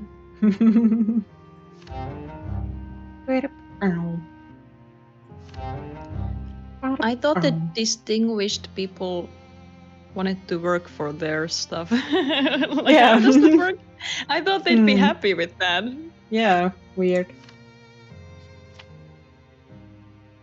I don't know. Ooh. This morning greets you with glittering sunlight. The air outside is filled with the fresh fragrance of pure grass. You breathe it all in, soaking up the vastness of the sky above your head. Your horse treads softly on the damp ground as your dog Hector runs beside you, mad with freedom. The shining pillar props up the sky in the distance. Uncle Cornelius rides next to you on his Give for the bay hydration stallion. and balls. Thank you. And Bulls, his face, usually so focused and tense, looks softer on this beautiful morning.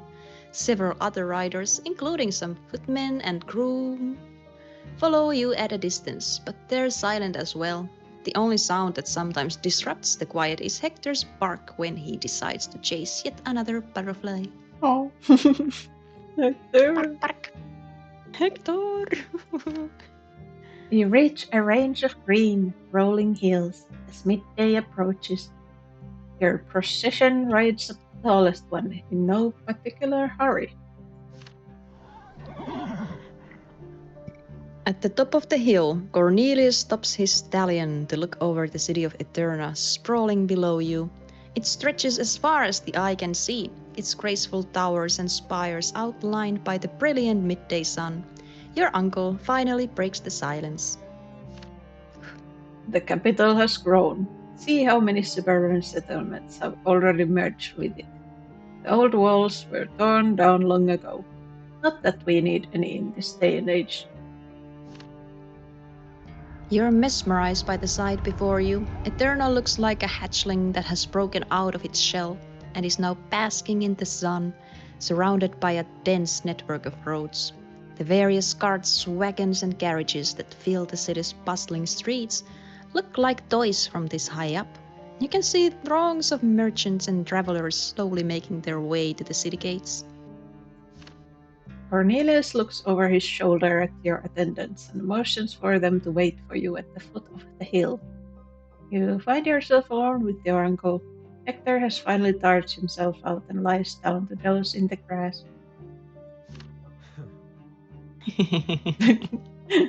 I read or heard Hector as Cornelius, and I was like, what? He just went down.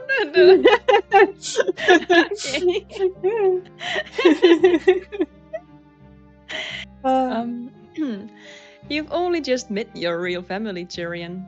I know how much that means to you. You want to lose yourself in them. Build a picture-perfect bond of trust and acceptance that will last a lifetime like an unbreakable bond. I've been there. Never again. Yet you must never forget that you're not just any Arcnian, not just someone's son or nephew. You are the heir to the throne. The entire empire is your family. Your family will try to influence you to serve their own interests, like me right now. Sometimes deliberately, sometimes not. They will try to make you a slave to their values. Don't let them distract you from saving the empire. You look at Cornelius questioningly. What salvation is he talking about? Is the empire truly in danger? It is united and absolute, just as it has been for thousands of years. As a matter of fact, the Empire is rather like a man in several declines with the passage of time. But unlike a man, it can be regenerated if we find new sources of strength and opportunities for growth. Our empire is stuck in the past, marred with antiquated traditions. It struggles to keep up with the times. Our society is changing. New industries have emerged, and the economic climate is already different. If we do nothing, the old forces and the new ones will inevitably clash. We must prevent that. Otherwise, the empire will eventually collapse. We? This is not the first time you have heard of your importance and the hopes placed upon you, but you still do not understand what exactly you are supposed to do or how you can specifically help your subjects. All in good time, Jerian. In a couple of years, I will bring you into the Imperial Council and help you find your footing in high politics. First, you need to get to know the Empire and each of its estates. Great houses and distinguished Arcnians, commoners and nobility, old and new believers, they're all watching your every step. They're waiting with bated breath for you to notice their aspirations, to listen and extend your favor to them. Cornelius dismounts and stretches out a hand into the distance. You look at the square patches of fields, at the hills overgrown with curly greenery. In your mind's eye, you survey the whole empire, its provinces, towns, and villages, interwoven by roads, shimmer in the matte haze. You're going to host a party this week. It will give you a chance to get acquainted with your future What is this subjects. picture? Yeah, the decision of who you invite to the palace is up to you. The people you grant this honor to will be more favorably inclined toward you and House Tempest in general. The most rational choice would be either the distinguished Arcnians or human nobles. The Arcnians of the lesser houses aren't as stringent about observing traditions as those who hail from the great houses. They could be persuaded to help rebuild our empire. The human nobles have great potential as well. They're trying to change the world, and so far it's working. You'd do well to have them in your corner. But I'll leave the choice up to you. You need to practice making important decisions and predicting their consequences. Okay. You remember a picture you once drew in class. Since you have a choice, you need to consider all the options, not just the ones your mentor has suggested. Why not invite the great houses or the clergy? High society and traditions are just as viable a foundation for a ruler as humans and progress. Then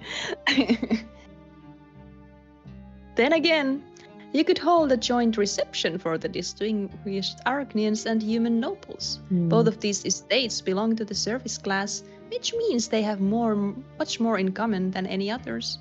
Or should you just take the great Chancellor at ways? I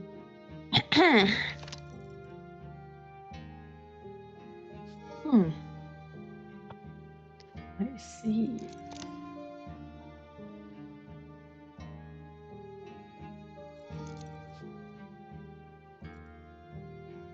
Oh. Huh. Oh, right. Interesting.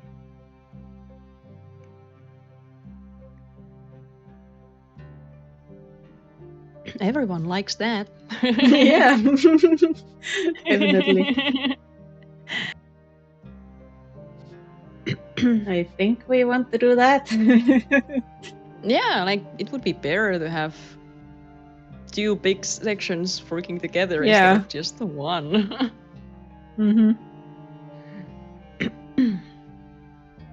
Get that point back. That we lost. Yeah.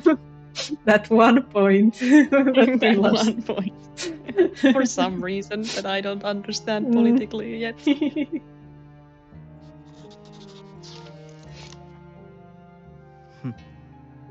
Your voice is firm as you answer. It would be only right to invite all the service gentry, including human nobles and distinguished Archnians. You avert your eyes as you go on to remind Cornelius of that ill-fated report on the shared future of humans and Archnians that you worked on while you were still human. You've kept the papers. You're going to rework it, add some up-to-date data on Imperial Society, and present it to your guests. I'm gonna do it this time. Yeah. My bond has been broken. I have nothing else. And so as not to lose face, you enlist Ferdinand's help. He will help choose effective examples of cooperation that will have the proper influence on both Archnians and humans. This seems to give your uncle pause. He looks at you with a hint of uncertainty, eventually gives in. You ask Ferdinand to go over your old report that very night. Your brother flashes you a mocking glance as he looks up from the scribbles covering both sides of the parchment. So, His Highness Jerian the Disgraced would prefer not to make a fool of himself this time, eh? Oi! He's named as someone who actually has a brain for resistance. Don't worry, I'll help rewrite your report on human Archnian cooperation in a way that will make even Cornelius envy your elegance. Wow. Yeah, do it for us. We need it. You and Ferdinand enjoy this chance to work together again. You look back fondly at the days when the two of you used to sit side by side and listen to Cornelius's boring lectures. Together, you outline the prospects of joint human Archnian activities and the future the two races can build together. You even goof around a bit like in the old days, but the report is still ready by morning. At least we still have him. Yeah. A few days later, you're excited to greet the guests Are as we? you stand in the center of the banquet hall in a ceremonial suit. Are we? It just looks so creepy every time. We are broken. Yeah. In every way. Who are we? Repo is dead. The distinguished Archnians approach you one by one. Each one states their name and bows with a fist pressed against their chest. They all have a quiet air of superiority about them, their bearing pointedly polite and courteous. The humans come to greet you in groups. You are introduced to college professors, officers from the Legion, government officials, and judges. They seem a little tense, but do their best to preserve their dignity in the presence of Archnian nobles. When the time comes to give your address, you walk out into the middle of the room. You are no longer just some nameless student Cornelius took on. You are the heir to the empire, and the people in attendance will hang on your every word and gesture. You take a breath and, no longer looking at the prepared text, deliver an inspired speech about the changes awaiting the Empire's society in the near future. Humans and Archnians listen to you in silence. You finish your address by quoting Professor Condorcet, the Dean of the Imperial College. By facilitating progress and spearheading change, we will all be able to lead the realm to an era of prosperity beyond our ancestors' wildest dreams. The audience gives you a round of applause. It seems like your words have had at least some impact on the way humans and Archnians view each other. You notice the groups that used to stand apart starting to mingle. Conversations seem to flow more freely now. Everyone is eager to discuss the topic you've brought up in your address. Yeah. I'm also glad that they all know that we fucked up the first time. So now they know who we are and we just didn't show up. Yeah. Cornelius, who has been silently watching you from afar all this time, gives you a nod of approval. You both know that erasing the lines between humans and Archnians is the only way out of the current crisis. The Empire won't have a future unless the two races join forces to build one another together.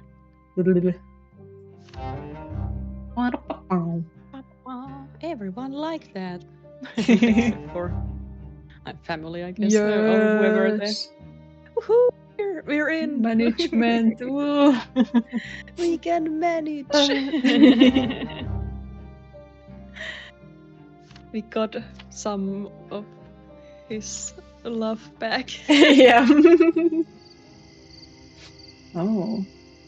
The cool night air works wonders to soothe your troubled mind. You gaze up at the thick branches reaching for the night sky as you wander aimlessly through the garden. Victor anxiously hovers nearby. The puppy doesn't understand why you left your bedroom in the middle of the night. Puppy! Puppy. Restless thoughts were keeping you awake. One day you will rule over the whole of the empire. The most powerful Archnians from the great houses will kneel before you. The decisions you make will affect the entire world. How can you, a young man with almost no life experience, govern your subjects and dictate your will to them? Do you even have the right to do so? You were born the Emperor's son, but is that really enough? You've tied yourself in knots with these worries, your breath shallow and uneven. Your anguish drives you deeper into the garden. The shadows Ooh. around you begin to move, Ooh. the outlines of the trees, the palace blurring before your eyes. Ooh. The blood pounds in your temples. The murmur of your ancestors' voices fills your ears, growing louder and louder. It makes you dizzy. You blink, and then when your vision returns, you realize that you're looking at the sunlit hallway of the ancient Archnian Senate. Through the image seems somewhat hazy. Your footsteps are not your own. They seem too firm and confident as they carry you towards the assembly hall. Your chipped metal armor, caked with the blood of your enemies, clanks as you walk. You are Jerian, the first of the House of Tempest, a consul of the Archnian Republic, commander of the Legion, and Eternus champion in the war against the bloodthirsty Scrape tribe. Bum, bum, bum. The Senate falls silent as you walk out into the center of the room. All eyes are fixed on you. Senators, Consul Monroe, I've come here directly from the city gate. The attack has been repelled, but Eterna won't survive another like it. We're like barely holding on. The senators exchange disgruntled glances. You hear them murmuring that the city can still be saved. You raise your voice, drowning out their chatter. I'll tell you what needs to be done. When night falls, we're going to have the entire garrison withdraw from the city. That way we'll still have an army. And tomorrow, when the Scrades breach the gate and start pillaging Eterna, we'll set the city on fire and block off their escape routes. This is the only way to destroy our enemy. Whoa. Okay. The assembly stirs in outrage, buzzing like an angry beehive. Also, Castus Monroe jumps up from his seat, shouting that he will never abandon the capital to the enemy. His face is purple with rage. Sacrificing the citizens is unthinkable. What's the point of victory if our culture and heritage perish in flames? There won't be anyone left to preserve our cultural heritage unless we dispose of the enemy. Let Eterna perish if it saves the Archnian race. Well, everything stops. Monroe's next words echo coldly in the ringing silence. If you refuse to reconsider, you must surrender your consul's ring this instant. The government cannot be led by a madman. No, I will not back down. This is a war for dominion over the entire world. I will not let a gaggle of foolish, prideful old men deprive us of our victory. You pull the iron ring off your finger and hurl it to the floor. It clatters against the stone as it rolls away. As if on cue, the legionnaires guarding the hall hold their spears to the senator's back. You pull your sword from its sheath in one swift motion and take a step toward Monroe. Time freezes. The figures around you blur and shift into something akin to a painting. You disengage from your ancestor, stepping out of his body. Jerian first turns to face you. There you go, blood of my blood. You wanted to know what gives you the right to rule? The answer is power. Power is never granted, it must be taken by force. And I have no doubt you can bear the burden, because I shall always remain in your blood tide. Leave me alone. I wanna break this bond. Yeah, So bad. Breakable bond. Breakable bond. Peace. In your veins flows the blood of the man who holds the sword. Your opponents have the blood of the fools he has brought to their knees. Accept me and my deeds. Let me in. Let me show you how much I can give you. Prove to me that you deserve your august heritage. No. Yeah. Jerian the First stands waiting. Should you accept his truth? Or should you refuse, making him just another historical figure among the thousands lost to the ages?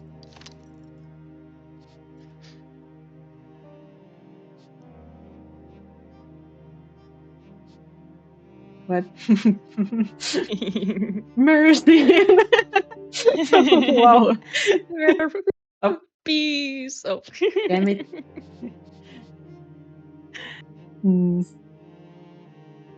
Peace or spurn. What is this? Not always seek a peaceful solution. You could get management. Yeah, that's kind of like making an oath of fighting for peace over everything else. True. Oh. I need to do a manual boop. A manual boop.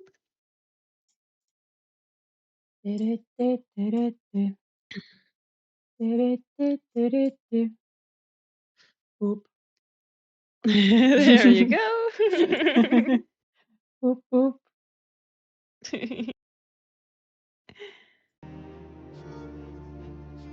Let's do mercy. Yeah. No matter what, we will try. Yeah. That gives us some purpose in what we're doing also. You raise a hand in protest. Seizing power is a crime against the law and your people. Violence is never the only solution. Jerian the First could have tried to find some kind of middle ground with the Senate or even the scribes. You won't let this tyrant, this usurper, invade your mind. As you step away from Jerian the First, the image of the Senate comes to life around you once more. You see Jerian the First threatening the second consul with a sword in the middle of the assembly hall. Castus Monroe pierces him with a look full of pride and contempt. Jerian swings his weapon, sending Monroe's head rolling across the floor. It casts a heavy glance around the room at the frozen senators. I, Jerian Tempest the First. What? You were already the first? Hereby declare myself interrupted. Oh. Do they call themselves the first when they are the first? The voice of weakness and betrayal has no place within these walls. Swear allegiance to me or accept death. Resigned, the senators kneel before Emperor Jerian, swear their loyalty one by one. Only one elderly Archnian from the Milanides family stands up with an indignant cry and takes a decisive step towards your ancestor. A legionnaire spear pierces his back and he falls to the floor. You come to with a gasp. The vision slowly fades away. A few moments later, your head clears. Hector licks your face anxiously, and you lean against the tree trunk, assailed by vertigo. What just happened? You suddenly feel someone's eyes on you. You look over your shoulder to find your uncle Cornelius standing in the shadow of a nearby tree. There's no need for concern, Jerian. The blood tide has started communicating with you. It makes attempts to devour us all from time to time. Heed my advice and don't dwell on the past too much. Our ancestors may make you stronger, but you'll end up shackled by their will. Maybe like warn me before. Yeah. Someone was like, "Hey, wanna like become like a killer and you know?" Okay, what if I hadn't been strong enough, Cornelius? What if? Yeah. If you choose your own path in life, the knowledge and skills you acquire will be enough for you to succeed. The blood tide, on the other hand, will turn you into its plaything, a mere tool for it to use. If you rely solely on your ancestors, the life you lead will be theirs, not yours. Cornelius says goodbye and leaves you alone in the silence of the moonlit garden. You gaze up at the stars, thinking about the endless torrent of will capable of piercing time itself to communicate with its descendants. Fun. Back to 5.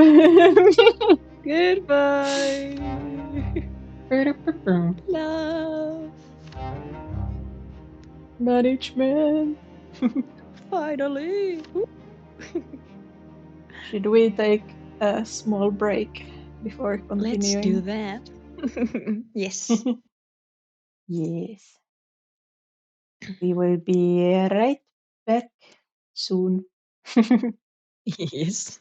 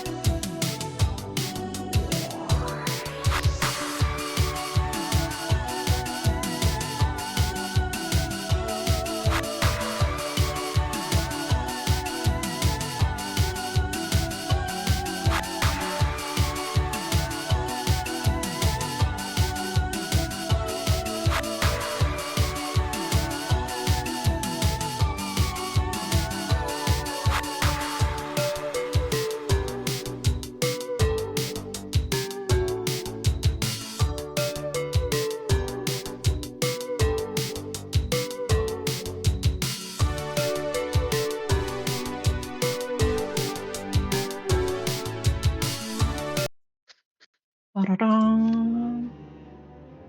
Ah, why don't they tell us things? Yeah. It's like, your What if we had ancestors might just, take like- you over. Yeah, what if we had just like let him and then he's like, watch out. You watch out, and then Jerian the first is just like, hello. Hello. Here I am. Mhm.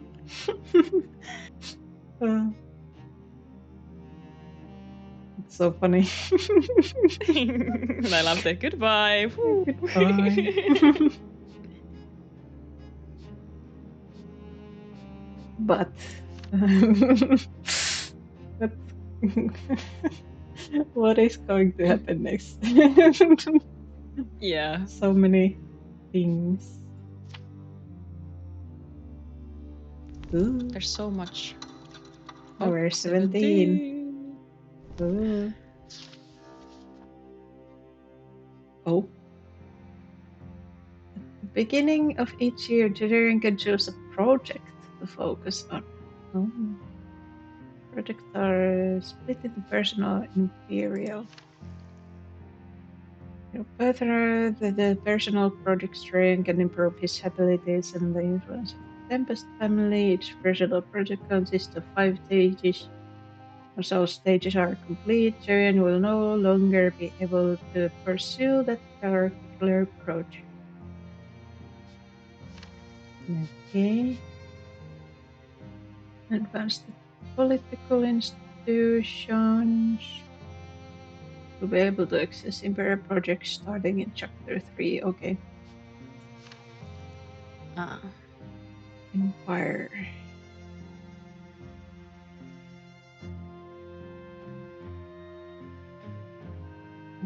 Okay. Your allies first are gold, while those of your enemies are black. Huh.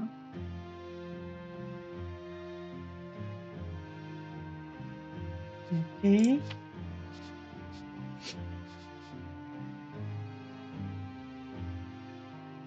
Hmm.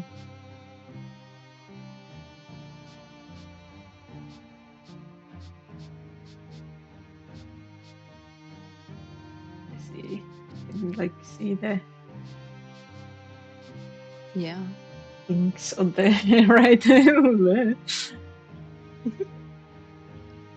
Studying or family tree. I wanna know. No, what's up with our no. family. You perform an audit of castles, supplies, and vessels in order to know the exact intent of the Tempest. Extent. You did what? Extent of Tempest possessions. Oh, that just Yeah. increases our power.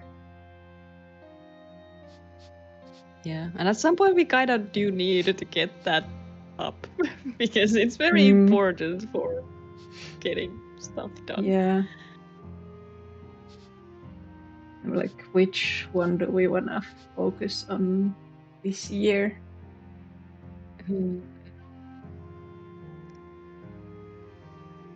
That damages our passion.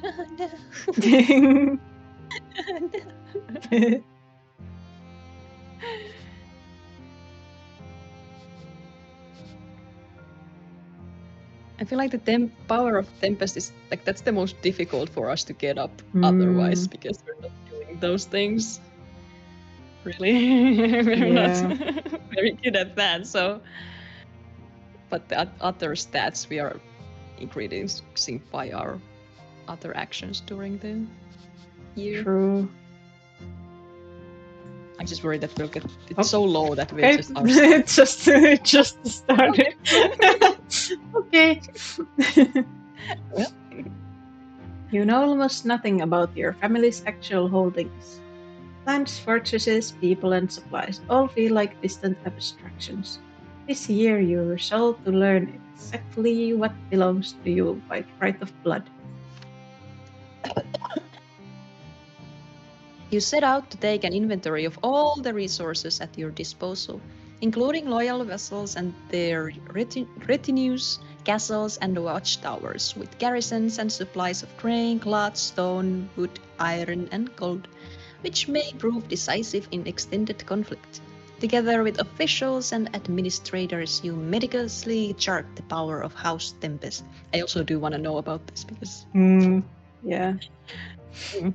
A great deal of time and effort are spent on this work, but in the end you come to understand the real state of affairs. After this undertaking, you now know with certainty which resources your house can expect to draw upon. Okay, it was just Yay! short thing, I guess. Okay. Dang, I wanted to know, like, what is our state currently? He's a dragon. We are a dragon. Are there dragons in this world?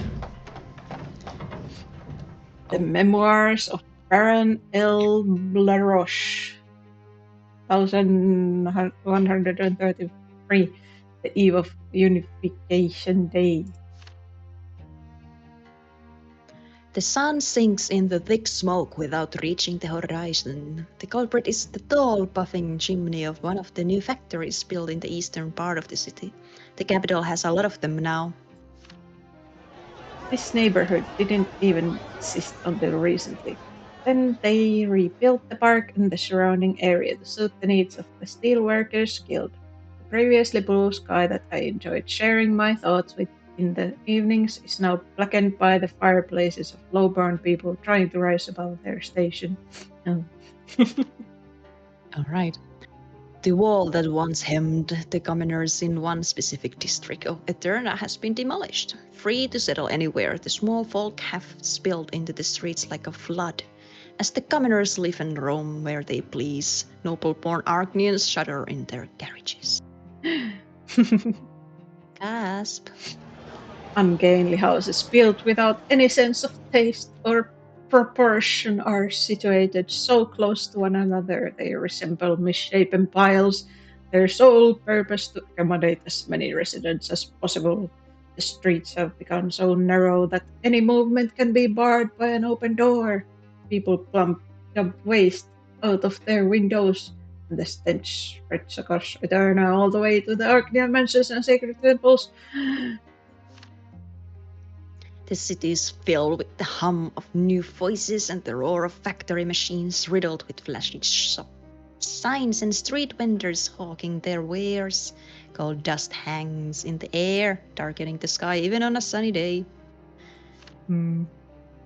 There's now a fish market across the street from the majestic Imperial Council building, and the ancient square is used to sell cheap sour beer. Peddlers push their carts past the statue of Jerian the First, while grubby children crawl all over his feet. You can't find peace and quiet anywhere these days. Yeah. Beautiful Eterna is sagging beneath the weight of factories and new houses, wheezing from the soot overrun by commoners. They are the ones who shape the image of the capital now, and they are growing bolder by the day. Yes. Rebellion.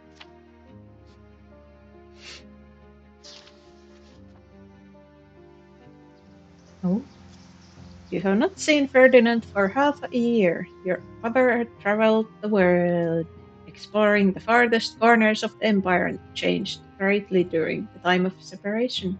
His skin has darkened from all the time he's been spending in the sun, his posture full of confidence, even pride. When he walks out to the palace gallery, Ferdinand puts his hands on his hips theatrically and casts an extremely amusing, arrogant look at you. Your dog Hector joyfully rushes to meet him. You there, the boy with the dog. Do you even know whose presence you're in? I'm a famous explorer who's traveled all over the empire and seen its most distant corners.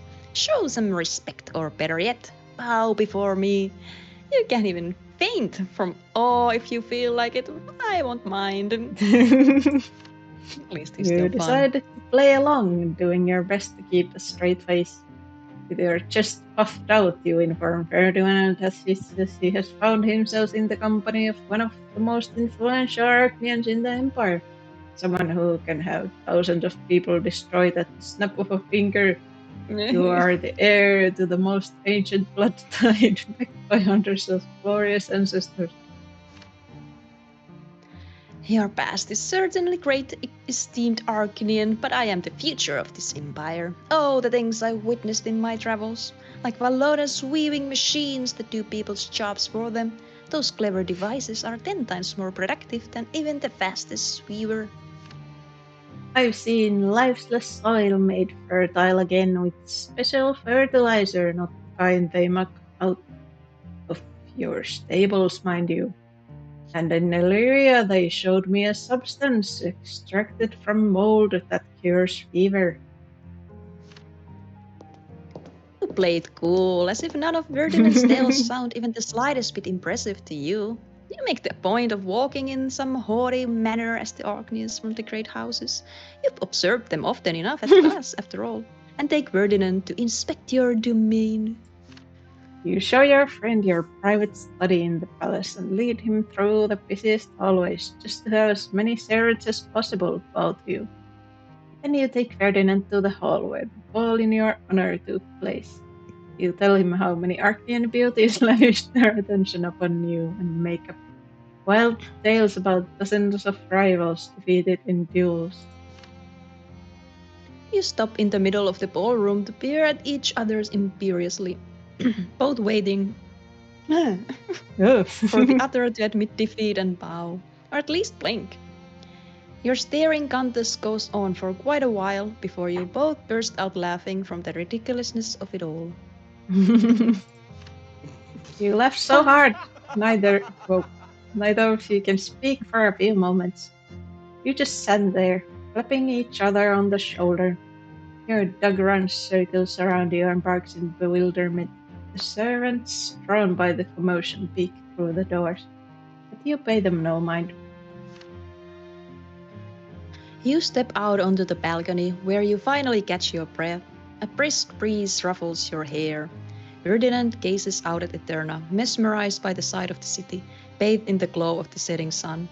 You've seen the capital hundreds of times in all sorts of weather, so it's completely lost its novelty by now. Your thoughts are occupied by other matters. Okay.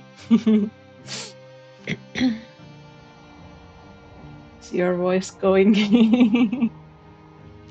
A little bit. Ferdinand has seen so much of the world. In just a short period of time, he's seen more than you have in your entire life. And while you both bragged and exaggerated, you knew right away that the things your brother said about weaving machines and medicine were true, unlike your purported humorous escapades. You have no idea how much I've missed you. You know, while I was away from the palace, I realized that family doesn't necessarily boil down to the people I'm tied to by the circumstances of my birth. The thought that I'm the son of the Empress did nothing for me on the road. Oh, but the promise of seeing you when I got back was so uplifting. Good to know. I was wondering Yeah. which of the It's like parents. interesting. That's really interesting, actually. Like, how Yeah. does that? That's not usually how it goes. What is the story there? Yeah. I've come to understand that even people who are completely unrelated to me can become my family if I get to know them well enough. The people I've chosen, they're the ones who will stand by me no matter what. Unlike Mommy Dearest. Oh. It's a shame you can't go on long trips like this yet. A lot of things seem clearer out there on the road. Come to think of it, I'm kind of glad I didn't have to join the Tempest Blood Tide like you did. I can stay myself this way. man. I can think for myself, make my own decisions, and be sure they're mine and mine alone. Yeah, thanks, pro. Hearing that makes you a little bitter. Is Ferdinand implying that you can't be sure of your decisions? Then again, maybe that's where the true power of humanity lies. In free thinkers like Ferdinand, people not bound to any blood tide. With waned casualness, you ask if Ferdinand has brought anything other than tales of mold and looms back from his travels. He produces a small round box with a mirror hidden inside. Take a look at this. It's called a heliograph. People use these devices to communicate over fairly long distances when it's sunny outside. Unlike a carrier pigeon, its signal reaches its recipient in the blink of an eye. It's special code. You can use one of these to contact someone from the other side of a city or even the next city over if you're on level terrain. Wow, okay. Ferdinand plays with the heliograph, casting sunbeams onto the tops of the neighboring towers, and shows you how to interrupt the beam of light with a special shutter that obscures the mirror. You ask your brother if he could get you a similar mirror box somewhere. Sadly, there are only a few heliographs in the entire empire. Mirrors of the required reflectiveness can only be made from silver, and its use is restricted by the church. So I'd love to get you one, but it's just not possible unless your highness feels like using his limitless power to abolish the priest's monopoly on the silver and pave the way for progress. What if? Do you want this shiny thing?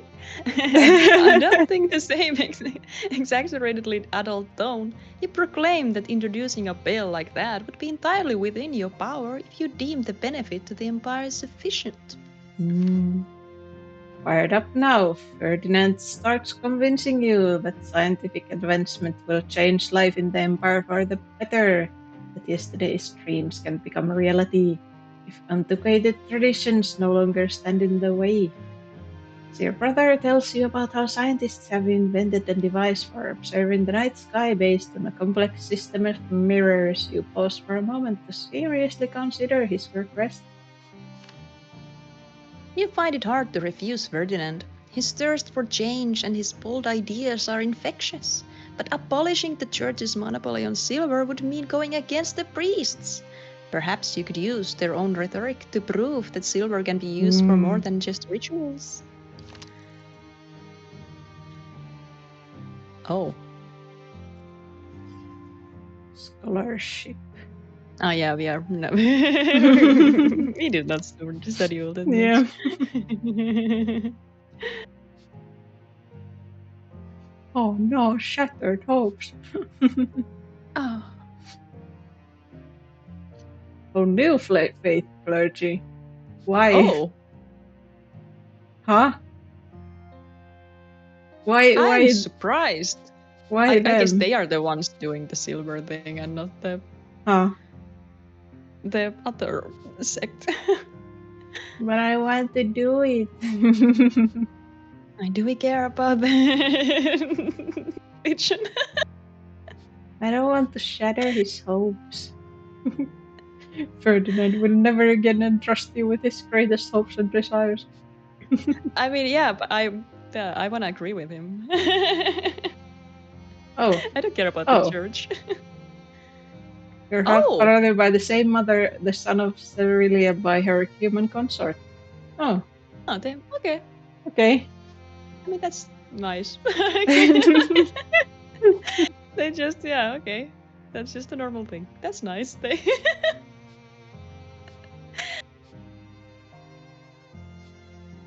What are you thinking? I don't care about any of the churches. Yeah. We haven't really been in contact with them yet, so yeah. I just care about our brother, so it's just one I'm getting point. smarter. Yeah. Yeah. We want to do science. Yeah. We gotta do it.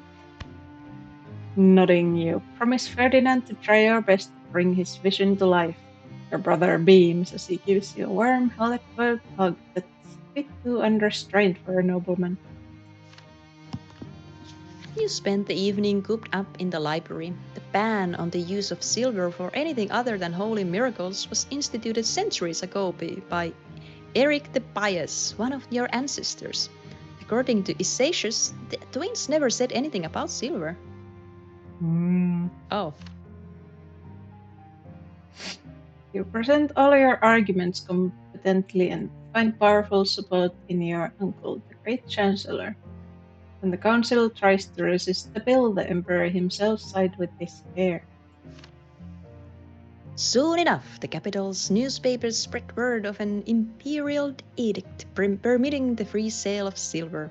Ferdinand thanks you, thrilled by the news. Yippee!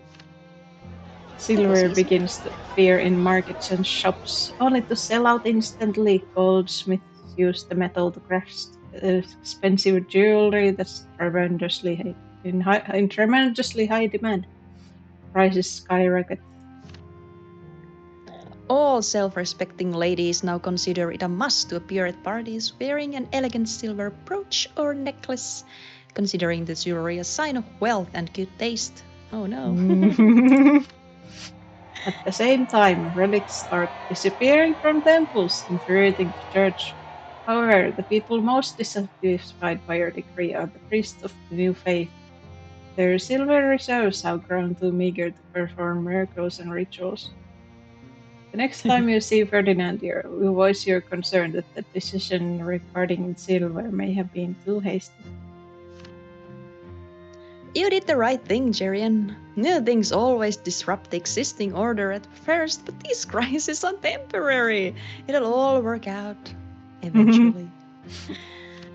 More I didn't know importantly, yeah, we've shaken up a status quo that was stagnant for centuries, gathering dust. I didn't know they'd run out of it.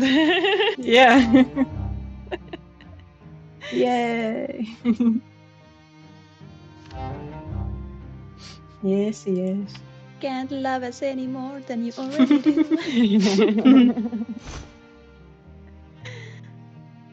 Ooh. A heady mix of aromas assault your senses when you pull back the heavy curtains separating the main room from the entrance. You can smell flowers, spice, wine, and perfume. This is your first time at an Arcanian salon. You've been invited here by the great strategist Ovidius Lucullus, who's also a member of the Imperial Council. You have never seen him before, but you decided not to refuse and to make the acquaintance. Many of the dignitaries seated at the tables are wearing masks. The soft sounds of a mandolin accompany the relaxed conversation. Someone is reciting poetry to their friends. You hear quiet laughter. Chill. As soon as you step inside, the hostess, an Arcanian lady wearing a cherry red dress, takes you by the arm and leads you to the table in the middle. She says that this is the place to enjoy fine arts and fine conversations. No one will dare to bother or judge you while you're here. The hostess indicates one of the masked Arcanians with an unobtrusive nod, then reminds that it is tradition not to let it show if you recognize a masked guest. You'll be afforded the same dignity if you want to visit the salon incognito one day. Oh. Nice. You look over those present. A tall, broad-shouldered Arcanian turns to look at you. The giant approaches you and hands you a glass of wine.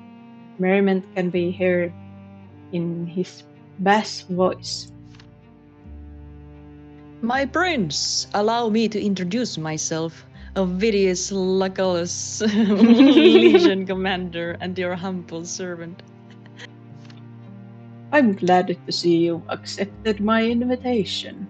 Men of import always have a lot of work to do, but that's not all there is to life, is it?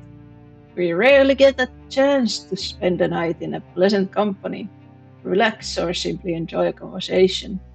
Besides, I was hoping to get to know you a bit better. As you can see, we prefer to dispense with any unnecessary formalities here. This place is free of the burdens of our positions. For a while, we put the kowtowing and decorous small talk aside. Lucullus claps you firmly on the shoulder and, raising his glass, takes a greedy swallow. For a while you talk and you listen to Ovidius's amusing story about his dispute with the negligent supplier of tech for the Imperial cavalry. Soon, under the influence of wine and the languid atmosphere of the salon, you relax. Lucullus's eyes gleam cunningly. Oh no. I have a little gift for you. Don't say it like that. Ovidius gets up from his seat and claps his hands to get everyone's attention. Oh no.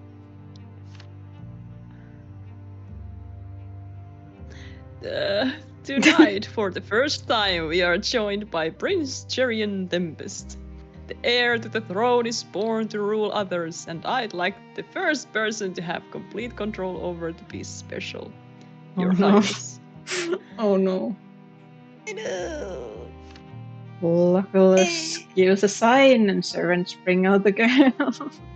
Who instantly catches everyone's eye. No. No, Lucullus.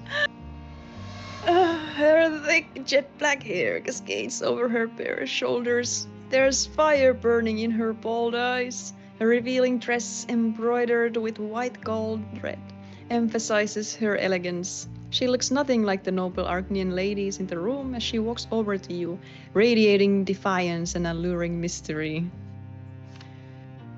This is Agatha, and her dance is the most magical thing in the world. I would like to give her to you. I hope you will enjoy her company. No!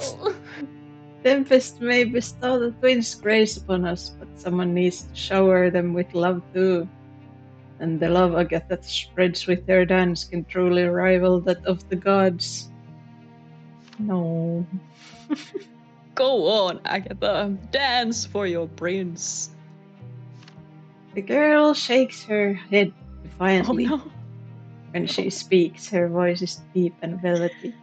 Her foreign accent inexplicably makes her even more attractive to you, like a dish seasoned with some intoxicating spice.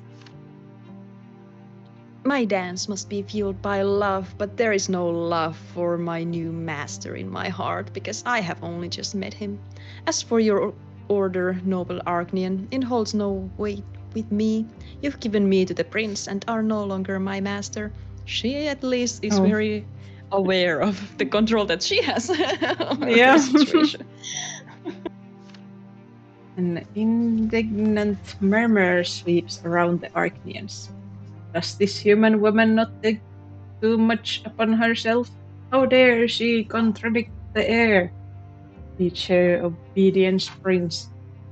We have not said anything yet. Yeah, we'll be like, what? Happened. What the heck? Agatha answers without looking at anyone except you. She speaks as if the two of you are the only ones in this room. Slaves and maids are commonplace. My soul is unfettered. What value can be there in fear and blind submission? My heart yearns to tell you a story, master. A little fairy tale. Please heed this request and your soul will be unburdened. I know tales of love and wisdom, whatever you wish. Bold. I apologize for this concubine's audacity, Your Highness. It's an oversight on my part. Human tales? What sort of drivel is this? You can just order her to dance. She won't dare to disobey you. She knows it will cost her her life. The desires of her foolish heart mean nothing whatsoever. This wench should be grateful to be given the great honor of dancing for a prince. Instead, she's trying to trick us into pitying her and indulging her ridiculous whims. This kind of behavior must be nipped in the bud. She ought to be shown a firm hand right away. Please don't make me go against my heart, master. Agatha stares at you with her enthralling black eyes. The Arcnians, outraged by her behavior, await your decision. You stop and think. What will you do? Will you exert your power by insisting on a dance, or show mercy and compassion by allowing Agatha to tell you a fairy tale? Well, not that one. Yeah, we're not. I do not. Wisdom. Oh, do we want logic or do we want love?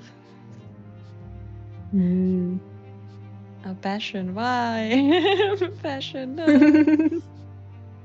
Everything was lost with our unbreakable bond. Yeah. Should we go for wisdom? Yeah, I think logic is gonna help us a bit more now that Yeah. our path has drifted. Yeah.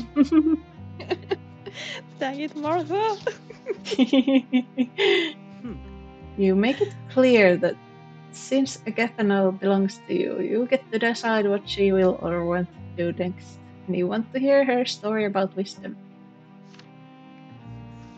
Ovidius Lacellus can only struck in bewilderment. The Arcnians whisper indignantly that soon they will have to live under an emperor who can't be pushed around by a human wench. What the heck? Agatha sits down next to you. Oh, it's a tree. Caught in her dark Oh. soul flies as she begins her tale. Her deep velvety voice envelops you like a blanket. Agatha tells you a story about a prince who refused to see a common people of his kingdom suffer. He wanted to come up with a just law to ease their plight. So the prince decided to travel the land and ask all its wise men what kind of a law they considered fair, only to receive a different answer from each sage. The king died and the prince was recalled to the castle. Seeing the empty throne, the young man wept bitter tears. Then he realized that justice wasn't born of some made-up law, but rather of sympathy and compassion.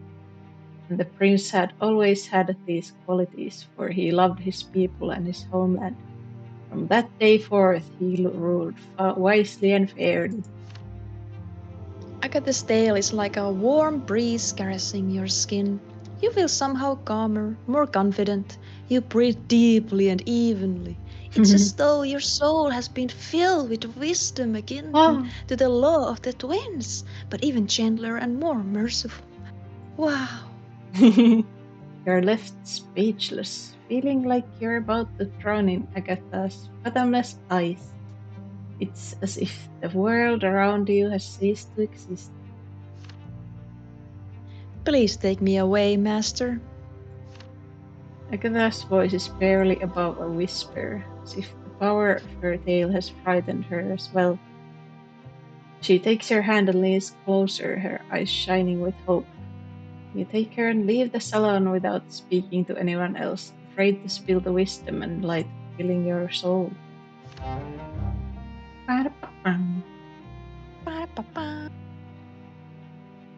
Do we just now have a woman? I think we just have. Oh. Yeah. Okay. Yeah. You're human. We have a concubine. concubine. Okay, I guess. Yeah. I wonder how many everyone has, because like she was just gifted to us, so like Yeah. do we just get them all like throughout our life? Like what's going on? Yeah. What is the system here? Oh.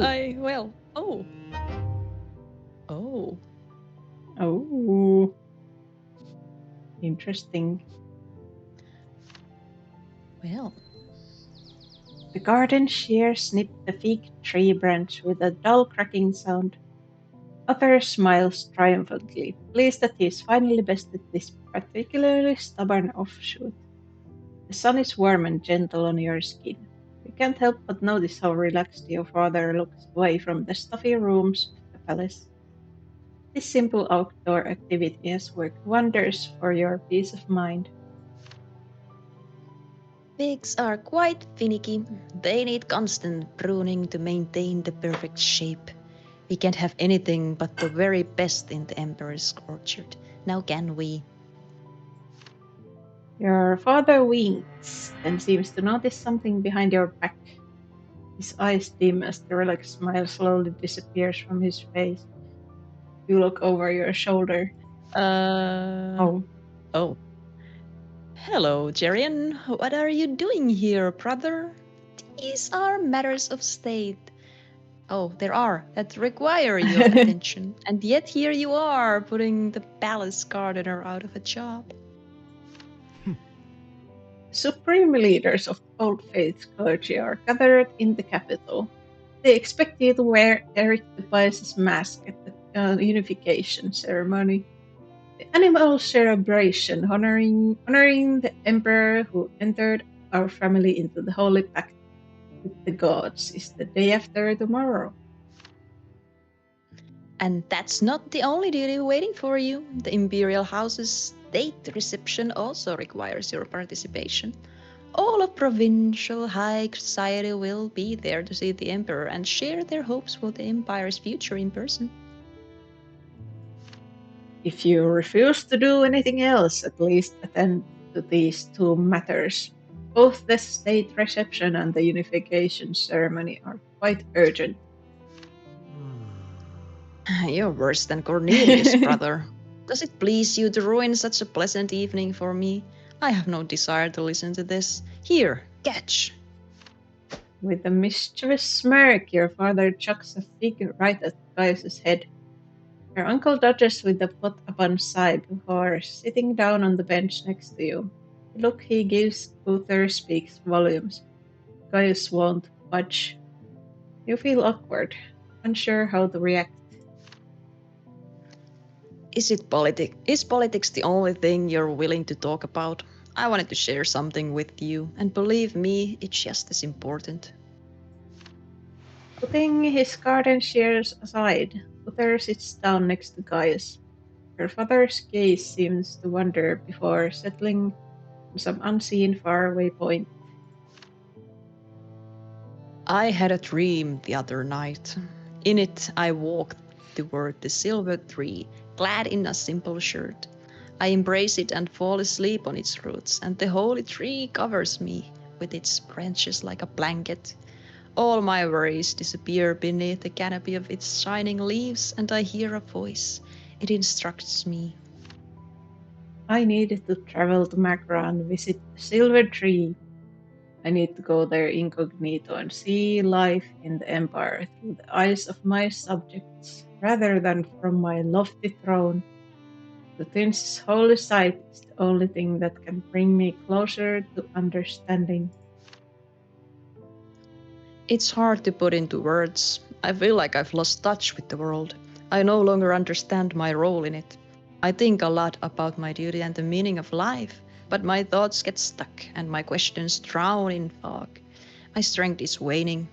The weight on my shoulders grows heavier by the day. It's starting to feel like a mountain. And the blood tide doesn't have any answers for me either. It's unbearable. Pilgrimage to the silver tree will surely bring me back to life. It will show me the world's true colors, clear all this darkness from my mind. I will see the true limits of my duty to the Empire. I will do that duty, and then I will finally be free. Your father pauses as a bright blue dragonfly lands on his wrinkled hand. His face darkens as he's remembered something unpleasant. When he speaks next, he sounds somewhat irritated, but his resentment seems to be directed at Gaius rather than you. Jerian can fill in for me for now. Tell everyone that the Emperor has other business to attend to. This can be a good opportunity for my son to test his skills. I'm sure he'll do just fine.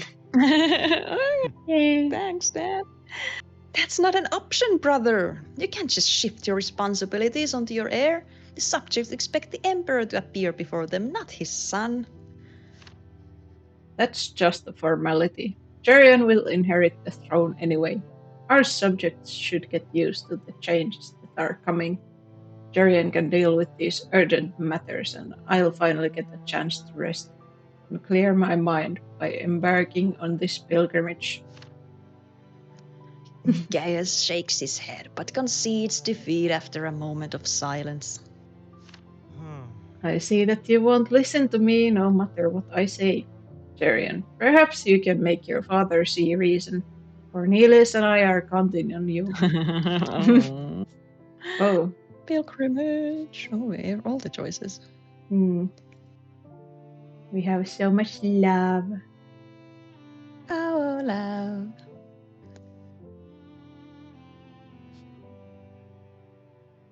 Shattered hopes. Oh.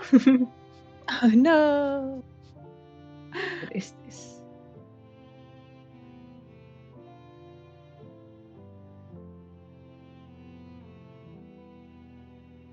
Well, this is also shattered hopes. Yeah.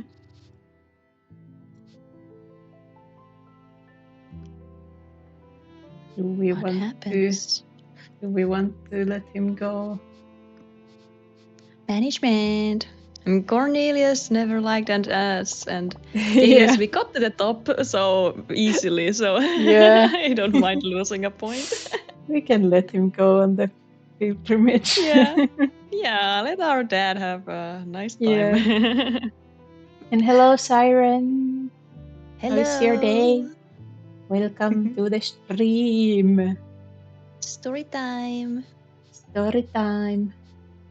Let's let him go on the pilgrimage. Bye bye, Papa. We have to learn about management, and I still don't care about the religion because we still don't know anything. You can't help but sympathize with your father as you look at him. If the pilgrimage matters that much to him, you're willing to do everything in your power to support the emperor. Your father clearly needs rest. The burden of power weighs too heavily on him. You turn to Gaius and tell him that your father's search for the truth matters more than anything else right now. You don't mind shouldering all his responsibilities. You'll handle both the reception and the ceremony, and Gaius can help your father prepare for his pilgrimage to Makra and the Silver Tree. Your father's benevolent smile returns, his gaze filled with gratitude and relief. Your uncle's eyes widen in surprise. He looks impressed by your determination, although he expected a different response. Gaius drums his fingers on the armrest the way he usually does when deciding on his next move in chess. I do not know the true reason for your decision, Jerian. Whether you are guided by pity for your father or by pride, you're making a mistake. The family will be able to support you at the reception, but you will have to conduct the unification ceremony on your own. And I very much doubt that you are ready for it. You spend the rest of the evening studying the intricacies of the ritual in which you will wear a mask and transform into Eric the Pious. You're supposed to become him. The ancient ceremony is full of details and intricacies, but because you also have to prepare the reception, there's almost no time for a thorough study of the rite. Oh well. The next Well. morning, Cornelius comes to visit you. His face, sparing in emotion, reveals barely restrained irritation and vexation. You have disappointed me, Jerian. Gaius and I had hoped that you would help us bring Uther to reason, not indulge his weaknesses.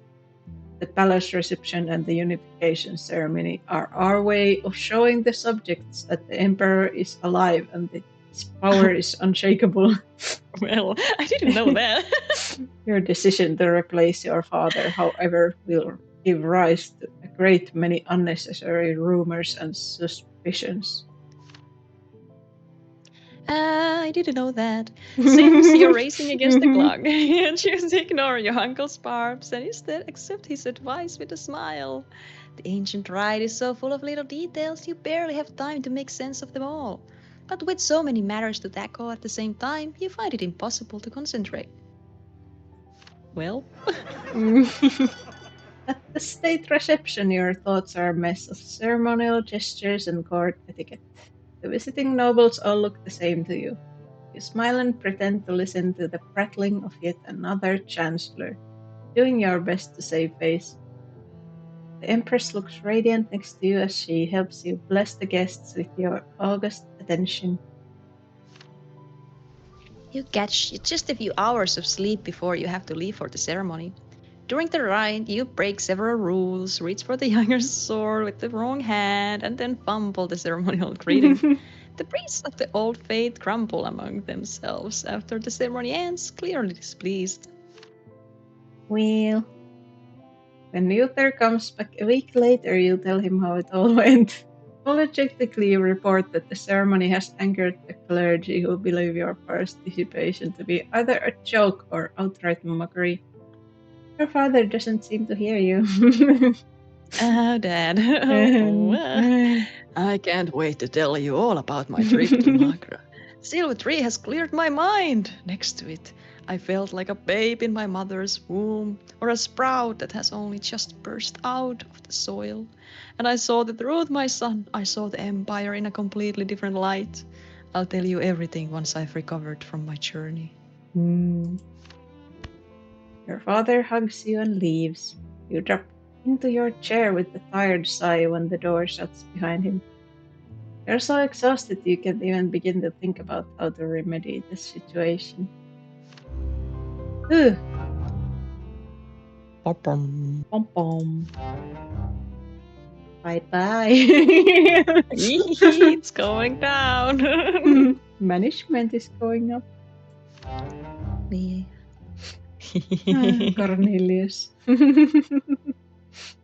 mean, you never told us anything. You're really bad at being a mentor, so you know. Yeah. This is what happens. Do we still want to continue? Or what is our feeling? How long do we want to go on for? I can do one more little thing. I don't know, whatever. Little I'm hoping scene. the meal seems like a short thing. Maybe. Let's do that. Yeah. A gust of wind bursts through the open window, making the curtains flap. The gilded candelabras sparkle in the sun. You hear bird song and the gentle murmur of the fountain out in the courtyard. You're training Hector, but the puppy is in a playful mood. The whole palace can probably hear him barking his head off. A servant silently enters the room to inform you that the royal family is expecting you for the customary Sunday dinner. You head to the dining hall, trying to predict whether your father will be there. He spent the last couple of days cooped up in his chambers. I'm a bit worried. Your mother keeps telling you how important family traditions are to Uther. Sometimes it seems like your father cares more about his family than the empire. It is the very cornerstone of his reign. So what will happen if he loses faith in your family one day? Will it undermine the authority of the Tempest? You suppress these anxious thoughts, focusing on the lively conversation that awaits you at the dinner table. You even pick out a few funny stories to share with your loved ones.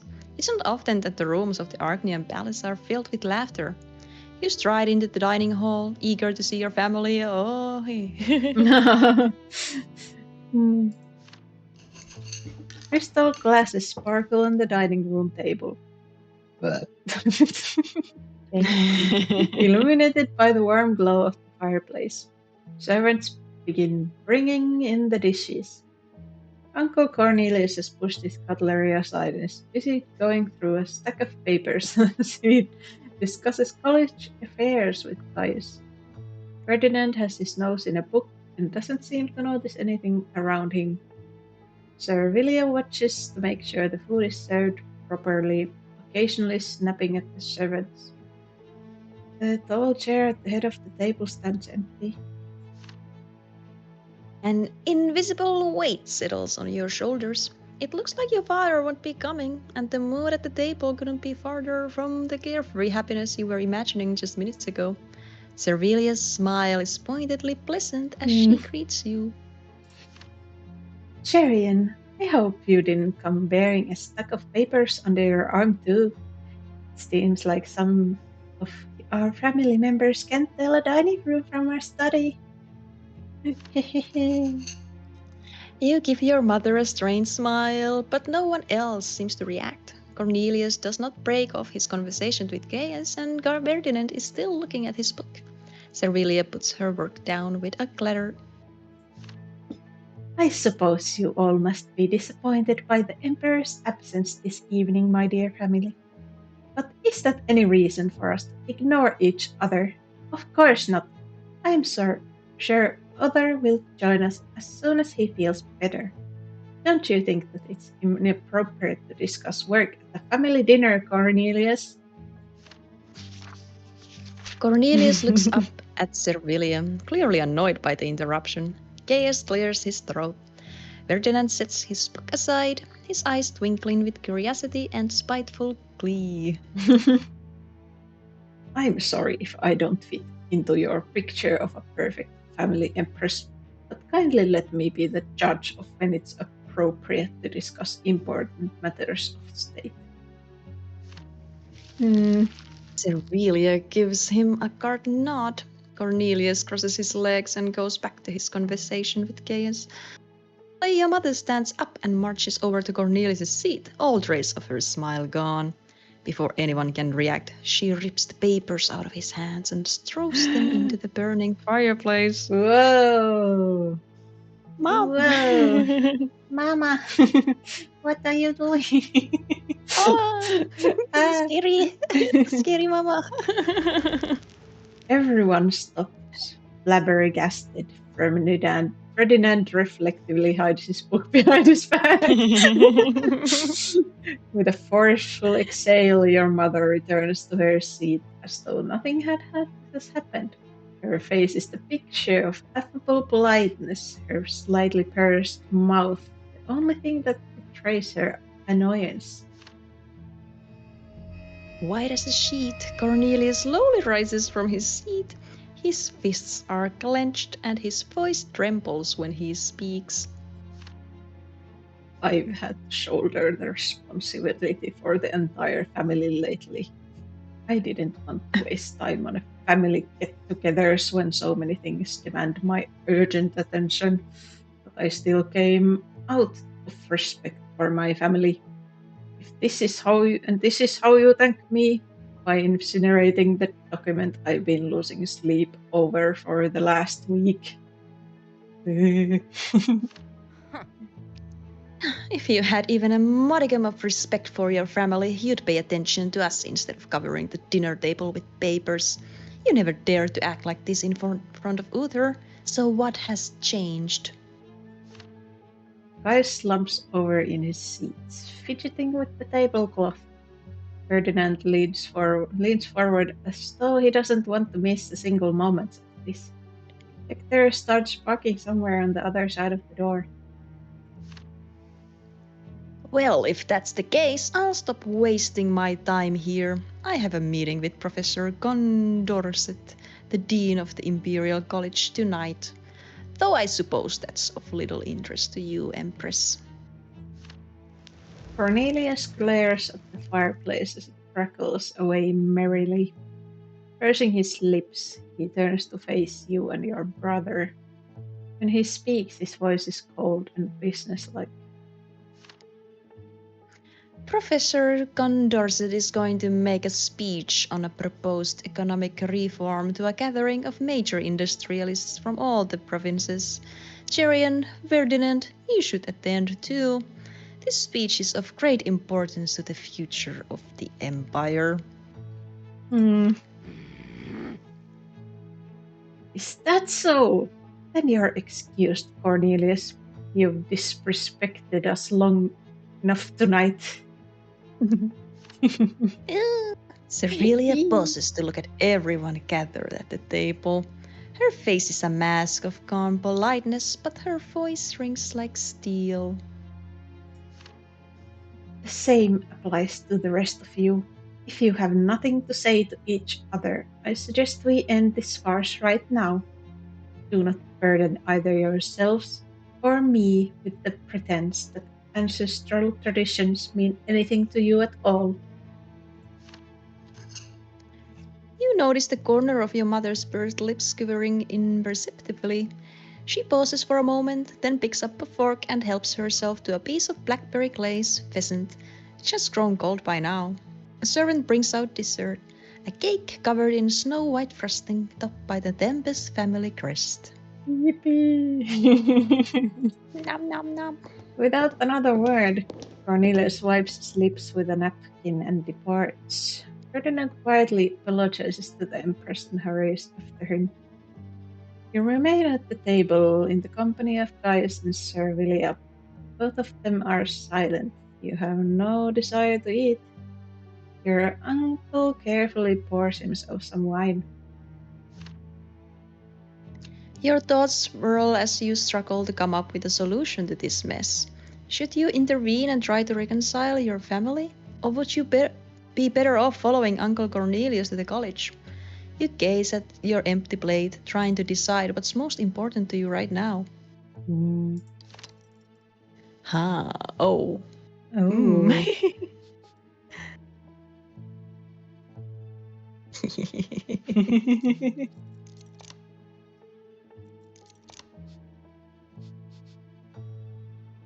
Oh. Interesting. Ooh.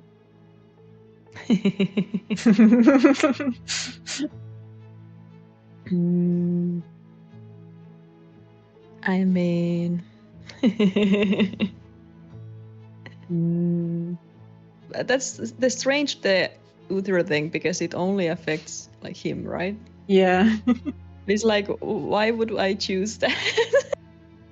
Well, it's the one that you have to choose if you can't unlock anything. So Yeah. But like as a option, it's just like I would hope that it would have something for the family as a whole. Yeah. Because does it actually fix anything, or does it just make him mad at us?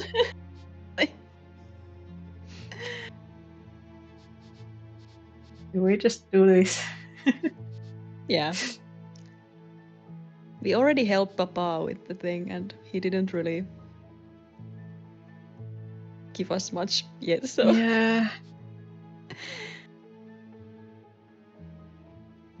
I'm only a little bit worried about Servilab's stats, but well, this is the best option out of the ones available. Yeah, and Servilia was the one who is like rule with power, so I don't think we can please her much. We gotta learn management so that we can do peaceful solutions, since that's our thing. I don't know if we will be able to unite the family, but yeah, I don't. They are. I don't really feel like a part of the family, so yeah. Let's go. All this unpleasantness makes you cringe. Your family has been at odds ever since Uther took a step back from the day-to-day ruling of the empire. All you want is to put this incident out of your mind. You catch up to Ferdinand and ask him if he plans to go to the college with Cornelius. I was considering it. A talk on an economic reform sounds very interesting. If you're going, I think I might as well. I haven't been to the college in a while, and it'd be nice to chat with the students. Nodding, you suggest that it's not worth returning to tonight's family dinner. Maybe you should stop going to them for a while. Several hours later, you, Ferdinand, and Cornelius head to the college. Oh, no sooner have you entered the hall than a dapperly dressed man with perfectly styled sleek hair joyfully greets Cornelius. He bows low to you and introduces himself, Stuart Condorcet, Dean of the Imperial College. Ferdinand drags you off to meet his friends, students and young scholars. They give the impression of being immensely curious and passionate people. Caught up in conversation with them, you barely make it in time for the start of the report. You take your seat and sweep your gaze across the enormous audience. Never in your life have you seen so many richly dressed commoners. It seems as though industrialists and merchants from across the empire have gathered within the walls of the college today. Professor Condorcet is a wonderful orator. His witty manner of speaking captures people's attentions and holds it until the very last minute. Proposals for the coming economic reforms find a sincere response in the hearts of the bourgeois. At the end of the report, draws prolonged ovations. Immediately after the Condorcet, Cornelius steps up to the tribune. He speaks the official introductory word and then, unexpectedly raising his voice, points at you. And now, please welcome Crown Prince Jerian Tempest. Stop doing this to me, people. Why can't you just tell me? Yeah, look, once in your life, tell me something beforehand. You have the wherewithal to stand up and greet everyone before you're met with a deafening round of applause. People rise from the benches to get a better look at you. You offer the gathering a brief greeting and thank the industrialists for their contribution to the empire's development. Buoyed by the support, you spend the ride back to the palace, listening as Cornelius and Ferdinand ardently discuss the presentation. Unfortunately, you find the dining room empty upon your return. The food has been cleared from the table, the fireplace extinguished. The room feels cold and unwelcoming. The family dinner turned out to be an absolute disaster. You don't get to say that after you left. I feel like this would have happened even if we didn't let Dad go, because then he would have been dead tired or something. Yeah, like he's already like out of it. It wasn't getting any better. Yeah.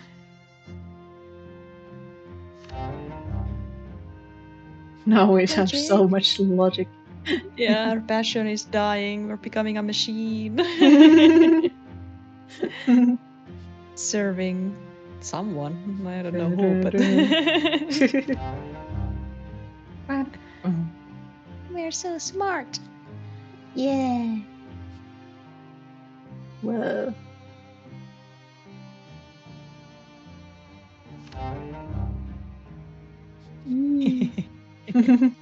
Keep shifting all over the place. We're not... Yeah.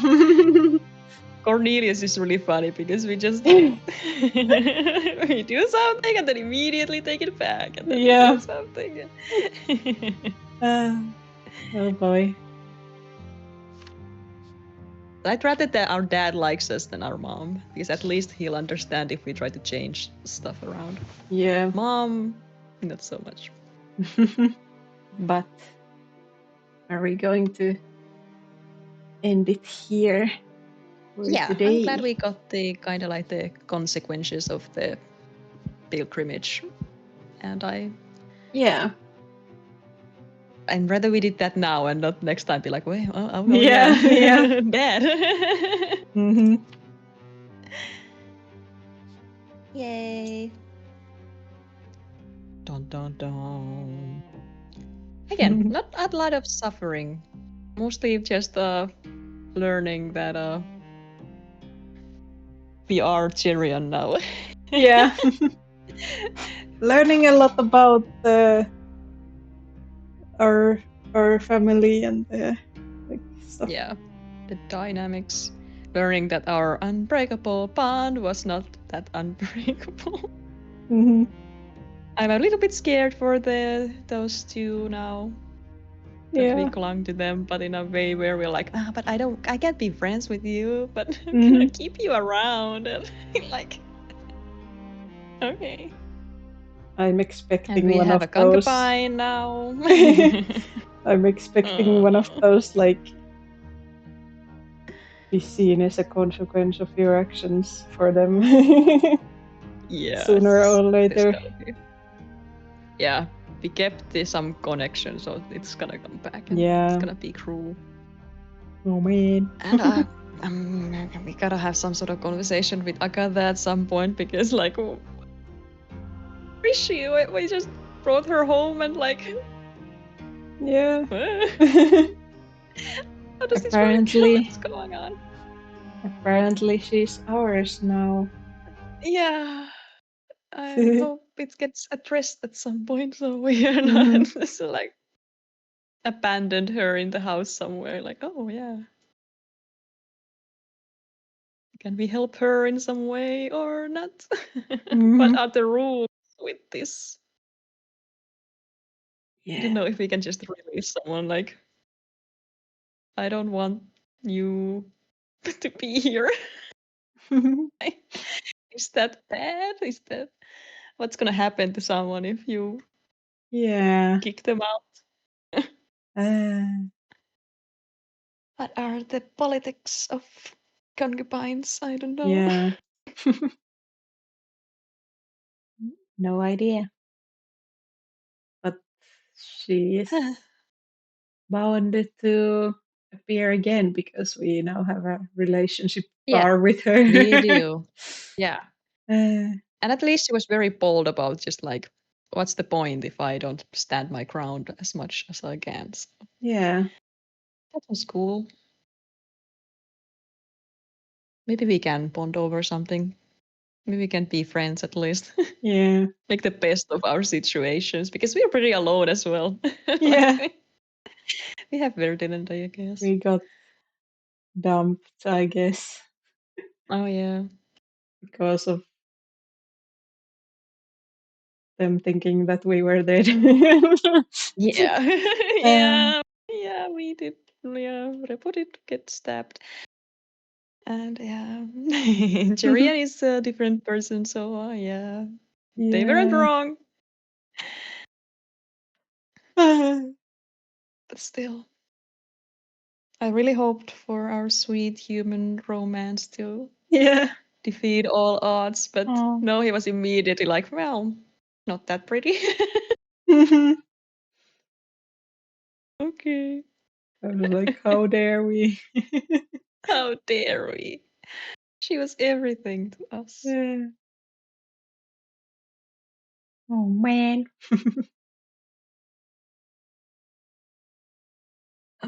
But let's see if there's anyone we can raid. Yes, yes, yes.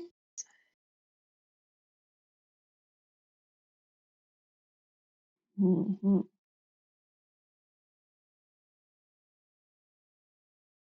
What? Who do we want to bother? What's up? Do we wanna go say hello to Playtoys? Oh, yeah. Oh, he's drawing, yeah. Yeah. That's always fun. Yes. Raid Playtoys. And then